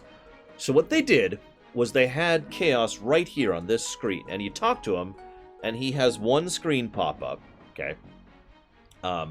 Then he despawns, and he respawns one step up. Except it's actually a different NPC entirely.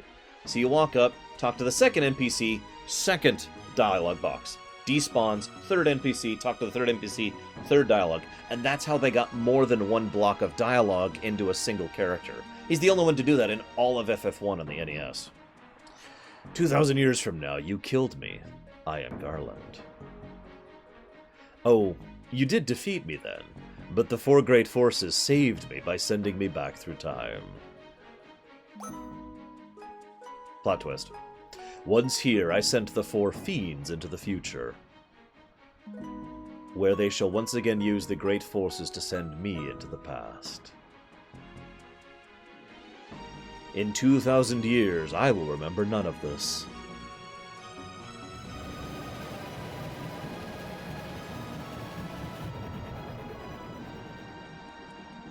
But I will be reborn again, here. So even as you die, again and again, I shall return. Born again into this endless cycle, except he says circle, that I have created. Oh my god, and suddenly, for absolutely no reason, we're, like, in space. And yeah, Sid's like, damn it, really? Didn't I just do this, like, 3 hours ago?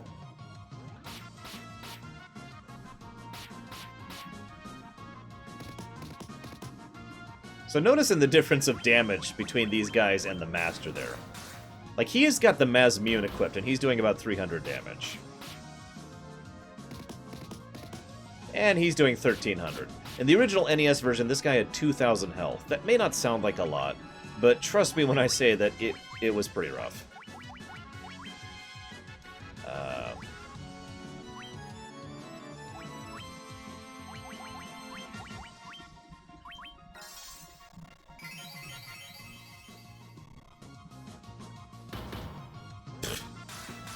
Convenient timing.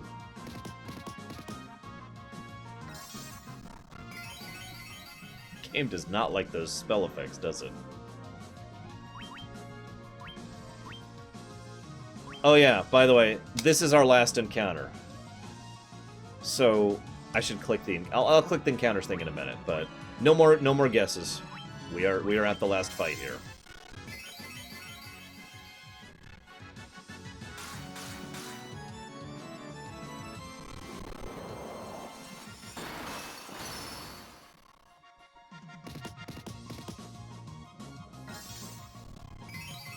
I don't actually know how much health he has in this version.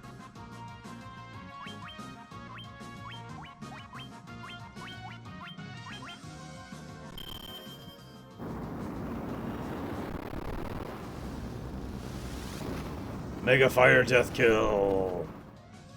100 damage. By the way, note that you cannot multi-heal with Curaga. There's actually specific spells that heal more than one person in this game. So, AoE attacks are actually a really big deal in this game, because it's so hard to heal your entire group.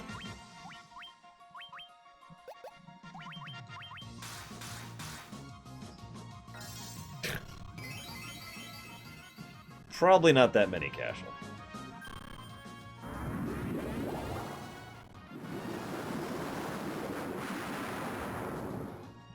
I have to admit, a lot of these spells were pretty cool for the GBA, because that's basically what these spell effects are. You don't want to know, Pretzel.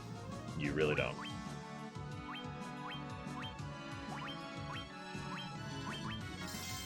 I'm kind of glad I have someone who could heal. I'm not sure I could have beaten this guy just auto-Aing like I have literally every other fight in the entire game. Because he hurts. Oh, there's no way, Rebo. I do need to sleep sometime.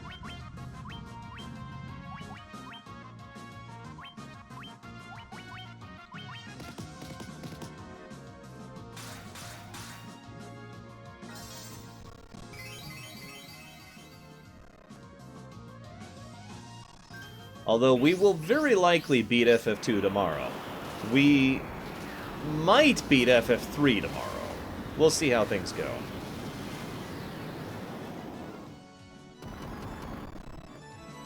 Ow.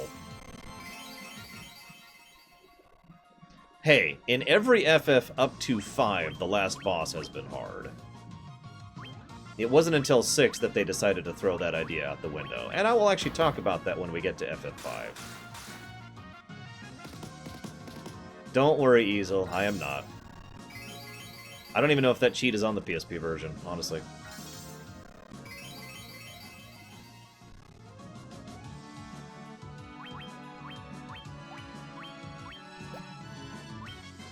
Let's do this.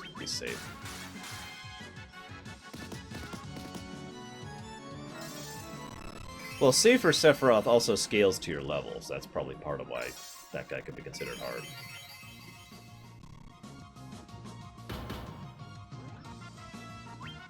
We will probably be doing the skip battles thing like we have here in FF1 when we get to FF2 tomorrow.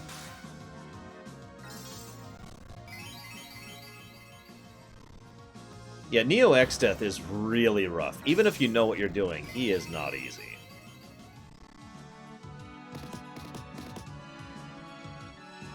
Oh my gosh. Yeah, keep in mind, I am level 99 here, guys. I don't have the absolute best equipment in the game, because I didn't do the optional dungeons or whatnot, but I am wielding the Mazmune and a bunch of diamond gear, so... not exactly shabby here. And this is still... this. Chaos does not level scale, no.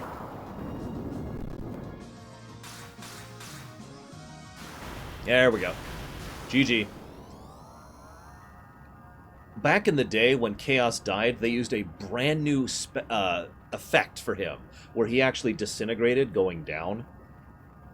Obviously, you're like, well, of course he does. All the FF bosses do that. But that trend exists because of how they had Chaos die back in the NES FF1. And it was a brand new thing at the time. And a lot of other games emulated it. Could someone link me the encounter sheet real quick so I could see who got closest? So, here's the ending that I don't like. I'm just going to be blunt about it. This is probably my least favorite part of FF1. The time loop was severed at last. The endless struggle that had raged for 2,000 years. You know, it's not really endless if it has a defined endpoint. Has ended and peace prevailed once more.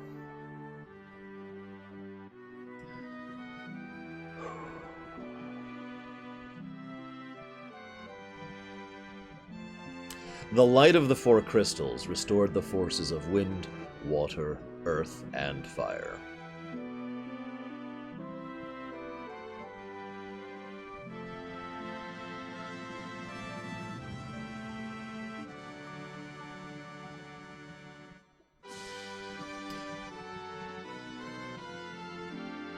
It was a mere trick of fate that had given rise to the chain of Garland's wrath.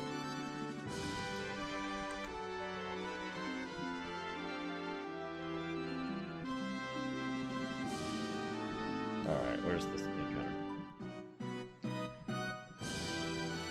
But magnified by the four forces meant to guide our world, that trick of fate also gave birth to the Fiends.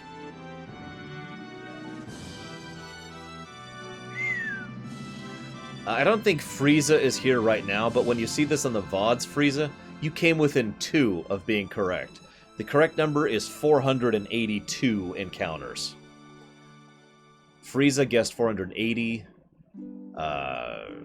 I guessed 455. I was off. 7th, 0, guessed 466. Dragonfruit guessed 498.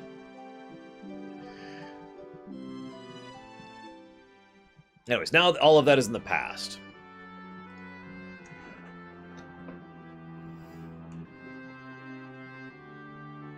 I did get a little lost. Make sure to get your guesses in for FF2 tomorrow. Make sure to get your donations in, by the way. The moment we start FF2 tomorrow, the donations for FF2 character names will be cut off. Right now, the character names will be My Wi-Fi, My Waifu, Beaver, and Traitor. With the four forces flowing as they were meant, the warriors prepared to cross time and return the world to the world they knew. A world where Princess Sarah, Queen Jane, and even Garland himself await.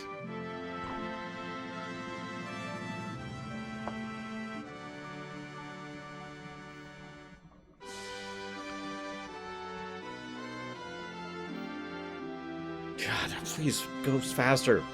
When was this fateful day that sent time spiraling into a loop? We'll never explain it to you. Oh, oh, oh, oh, oh, oh, oh, oh. Ah, ah, ah, ah, ah. Ah, ba, do, ah, ba, choo, ba, ka. Oh, oh, oh. Yeah, we didn't even talk to Queen Jane because she's irrelevant to the plot. None can say. Not even the people who wrote this game, because they didn't actually think about this. Okay, so where's FF2? I need to add myself in here.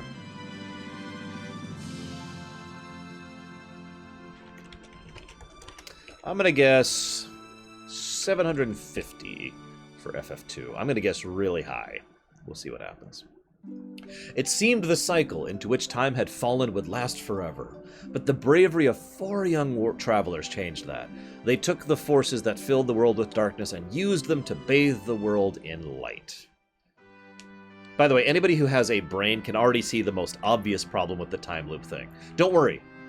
After this ending plays, I'm going to just sit and talk about time travel for like 10 minutes, okay?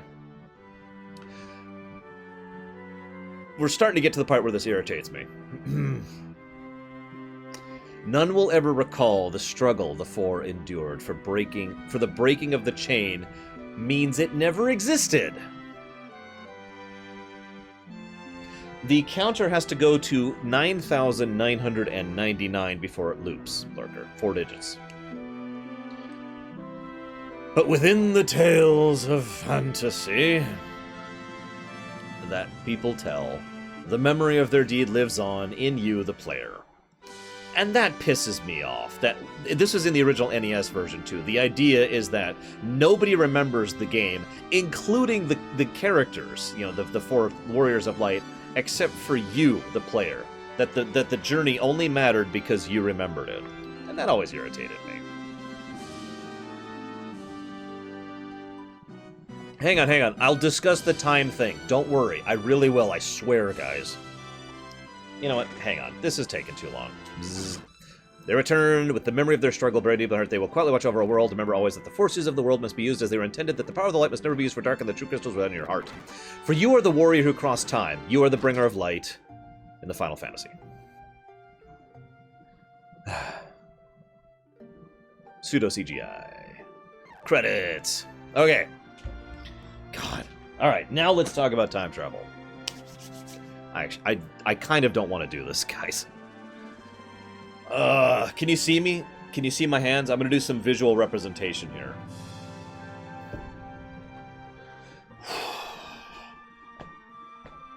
Alright. They screwed up. Let me just start with that. Oh, God!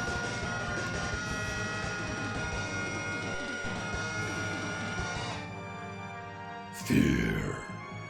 Thank you, Mikaris, for the subscription. Nobody else subscribe or donate. I don't want to get interrupted talking about this, because this is going to be hard enough to talk about, because it's actually kind of complicated. Okay? Here's what they should have done. You with me? Okay, so I'm going to go through it linearly, and then I'm going to go through it from Garland's perspective. Okay? So here's linearly. 2,000 years ago, Onrak, Luthane, nations at war. You know, they go into another place, they share these stories, this dimensional rift causes some catastrophe to happen, and this guy named Garland just shows up in a shrine called the Shrine of Chaos, or maybe he calls it the Shrine of Chaos, but it doesn't matter. Point being, Garland shows up 2,000 years in the past, okay? While he's here, he summons forth the 4 Fiends and sends them forward into the future. He then goes into a form of... I'm sorry. Let me actually rewind for a second. What I'm about to describe is what they should have done, and they did not do. Okay? You with me? So, let's try this again here. So, Garland's here. He becomes Chaos. He summons the Fiends. He sends the Fiends into the future. The Heroes of Light show up. They defeat Garland, Chaos. Chaos dies. Heroes go back to the present. 2,000 years happen. The Fiends start to show up, bit by bit. As we get to the present, the Heroes of Light, Garland is born, becomes corrupted by the essence of his minions, the ones who he summoned, you know, the 4 Fiends. So he becomes corrupted, turns evil, kidnaps Sarah, plots to take over Cornelia. We defeat him. The 4 Fiends send him back. We then go defeat the 4 Fiends, we go back, we come back to the present, game's done. This is a cohesive time loop. It actually only goes through the loop once. There's only one loop. And it's completely self-cohesive without any issues or problems in between. You with me so far? That's what they should have done. But that is definitively what they did not do. So, let's talk about the two possible methods that can be used to explain the way they did do it, okay? Because here's the thing. In this version, there's a time loop that's been going for a long time, and when they get back to the present, nobody remembers it, and Garland's there, which completely doesn't work for that previous thing. Right? That's easy to explain, Necro. We didn't kill them. I mean, bazoom. Done. It's not hard to understand us defeating an enemy in combat, not killing them. I mean, think about it for a minute. Anyways, so these are the requirements for their form of time travel. So first I'm going to tell you the lazy way to explain this away. This is super lazy because it requires no thought. All you have to say is multiple timelines. That's it. I don't even actually need to explain anything because it explains itself. And by the way, this is why I hate multiple timelines when it comes to time travel. If you don't understand what I mean by multiple timelines, let me put it to you this way. Timeline 1, okay? Garland's here. He gets sent back in time. He ends up in Timeline 2. Timeline 1 goes on without him. He never goes back to Timeline 1. Garland is now in Timeline 2. He does his stuff, goes back to the future, is defeated by the Warriors of Light or whatever in Timeline 2, gets sent back to Timeline 3. He does stuff, sent back, Timeline 4, and this repeats however many times it needs to until finally one of these warriors defeats him in the past, which then sends the warriors to Timeline 87 or whatever they're up to at this point, in which case none of this has ever actually happened. It is a lazy way to explain time travel, and I hate it. Because as soon as you pull in the time travel makes separate timeline fluff, you don't actually need to think about anything. You don't have to spend any time whatsoever in deciding what happens or how happens, or maybe this happens here, or maybe that. All you have to just say is, well, it's a new timeline. You can do whatever you want with the new timeline. It's free. It's an excuse, and I hate that.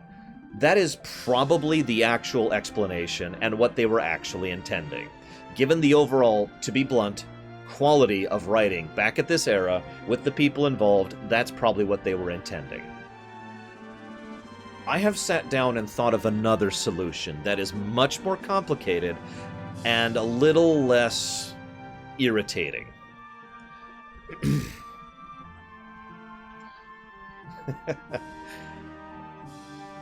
So, I gotta think of where to start this. Give me a second.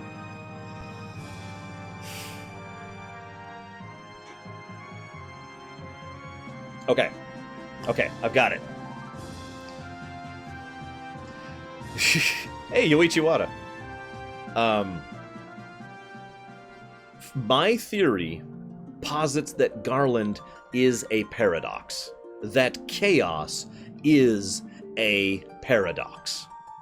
What I mean by that is he was never born, and he never dies. Hear me out. Here's the idea. The concept of this paradox is very simple. I am visited by myself from the future. My future self tells me, hey, here's an idea. Popsicles that taste like penguins. Just hear me out, okay? He gives me an idea. Future me gives me an idea. And I'm like, cool, that's an idea. I do my stuff, and in the future, I gain access to a time machine. I go back in time and tell myself, hey, penguin ducks, or penguin pops, or whatever, right?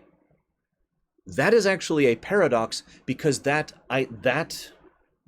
idea was never born. That idea never started. It was always. Make sense? If it doesn't, I don't blame you. But my point is, no one came up with that idea. I was told that idea by future me. Future me tells it to past me.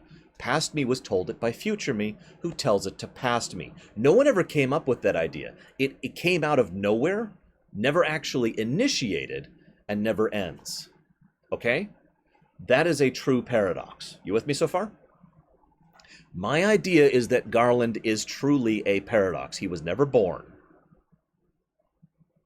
So Garland will start at about we'll start at the present, okay? So Garland is here. He, basically gets corrupted. There's a dozen reasons why, but for whatever reason he gets corrupted or is already evil. Is actually probably a decent explanation. He steals Princess Sarah. We defeat him. He gets sent back into the past by the four fiends, okay? In the past, he grows in power, becomes chaos, we defeat his fiends, and then we defeat him, and then we come back into the present. What? See, hang on, I'm actually still saying this wrong. Give me just a second. I'm explaining this wrong. I forgot I have to establish base before I can establish iteration. Forgive me. Let me start over. This is a little complicated. Garland steals Sarah. We defeat him. He goes back into the past. We go back into the past. We lose to him. Hear me out. We lose to him, okay? Or maybe we don't go back and fight him at all. Either way, nothing goes back and confronts him. So he is still in the past. He sends the fiends into the future. He basically goes into a coma or into a sleep or whatever. He himself says, I'll fall asleep in 2,000 years. I won't remember all this. 2,000 years pass. Garland is already here. You see what I mean by Garland never being born, now that I've described this, right? Because Garland never initiated. He never started. He always was here throughout this loop. Okay, you with me so far? The idea behind this method of time travel is that something external, something interdimensional, something that can bypass the standard rules of the flow of time, interrupted this loop. Because the idea is that this is the actual loop that they describe. The way I like to envision this, if I was writing this to make this make sense, is there actually are no heroes of light at all. He steals Sarah, the Knights of the Kingdom go fight him because he's at his weakest there. He goes back, there's no one to stop him. He sends the fiends into the future. He sleeps, and this just loops over and over and over again. You with me so far? It could also be that the warriors fought him and then just lost in the past. I'll get to that in a second. So something intervenes. Something outside of time intervenes with this. Excuse me. And as a consequence, now the variables have been changed. So this loop, which has been repeating for an untold period of time, no, Sleepy Brown, due to his nature as something that isn't born and is literally a paradox, he never actually ages. Anyways, so something external jumps in, something that's from Dissidia, which is canon, unfortunately, whether you like it or not, interrupts and sends a mannequin of Sid into FF1's world with a crystal. This is the iteration. This is what I meant earlier. I had to establish the base before we get to iteration. This is the iteration that changes it, because now time travel is actually being changed. Okay? So what happens now? We defeat him, he goes back, everything happens as if it did every other time through the loop, except this time we kill the fiends in the past, so they can't be sent to the future, and we kill him in the past, so he doesn't get into the future. This utterly breaks time. This completely changes history across 2 millennia. So when we get back to the present we get to is a completely changed timeline. Not only is Garland there and all the Queen and all that people, but the world probably isn't a mess because it hasn't been screwed over for 200 years by the Fiends. Because the Fiends were never sent to the future. We defeated them back in the Shrine of Chaos. Now, where does Garland go as a consequence of this? Well, he's a paradox, and he has just been paradoxed out of an infinite loop. He has an end, and time goes... and he ends up somewhere where he shouldn't be able to get normally, like the interdimensional rift. He ends up in World B, 2,000 years ago, and encounters Shinryu, Sid, Cosmos, and Chaos. Thus begins Dissidia. The 4 of them, the group of them make their pact, start the cycles of Dissidia, 2,000 years pass, roughly. It doesn't actually matter how long passes. Time passes, Dissidia ends, the 13th cycle happens, we saw that today, and at the end of that, Shinryu tosses the Warrior of Light back into World A. And thus, all of this is cohesive. All of this fits. There's no plot hole in this presentation of the time travel. Now, to be blunt, I don't think they intended this. I don't. I don't think this was their intention. This is me sitting down and trying to make it make sense without being lazy. I've already told you what I think they actually intended.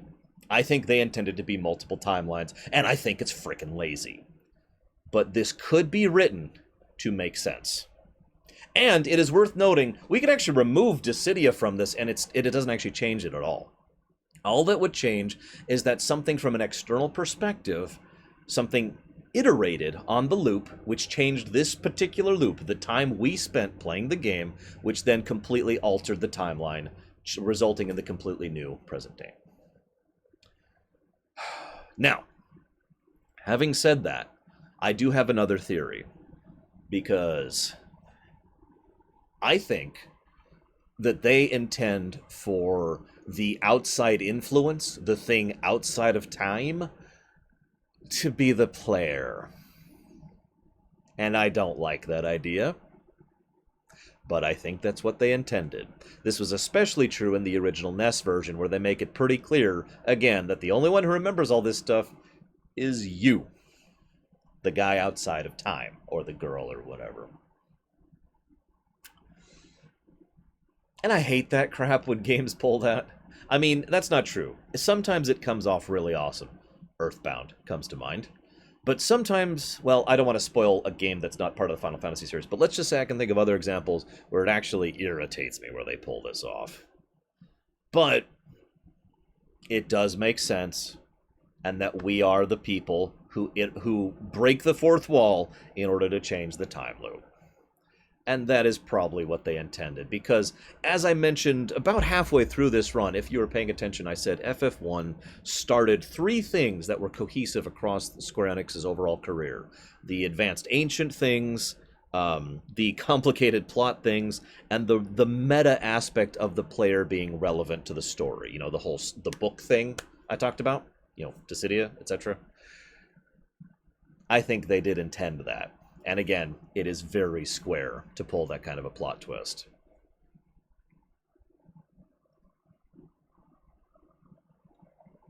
The setting builder in me prefers the Dissidia answer because it doesn't involve the frickin' player and getting meta in order to answer the situation. Either way, we're left in the same circumstance.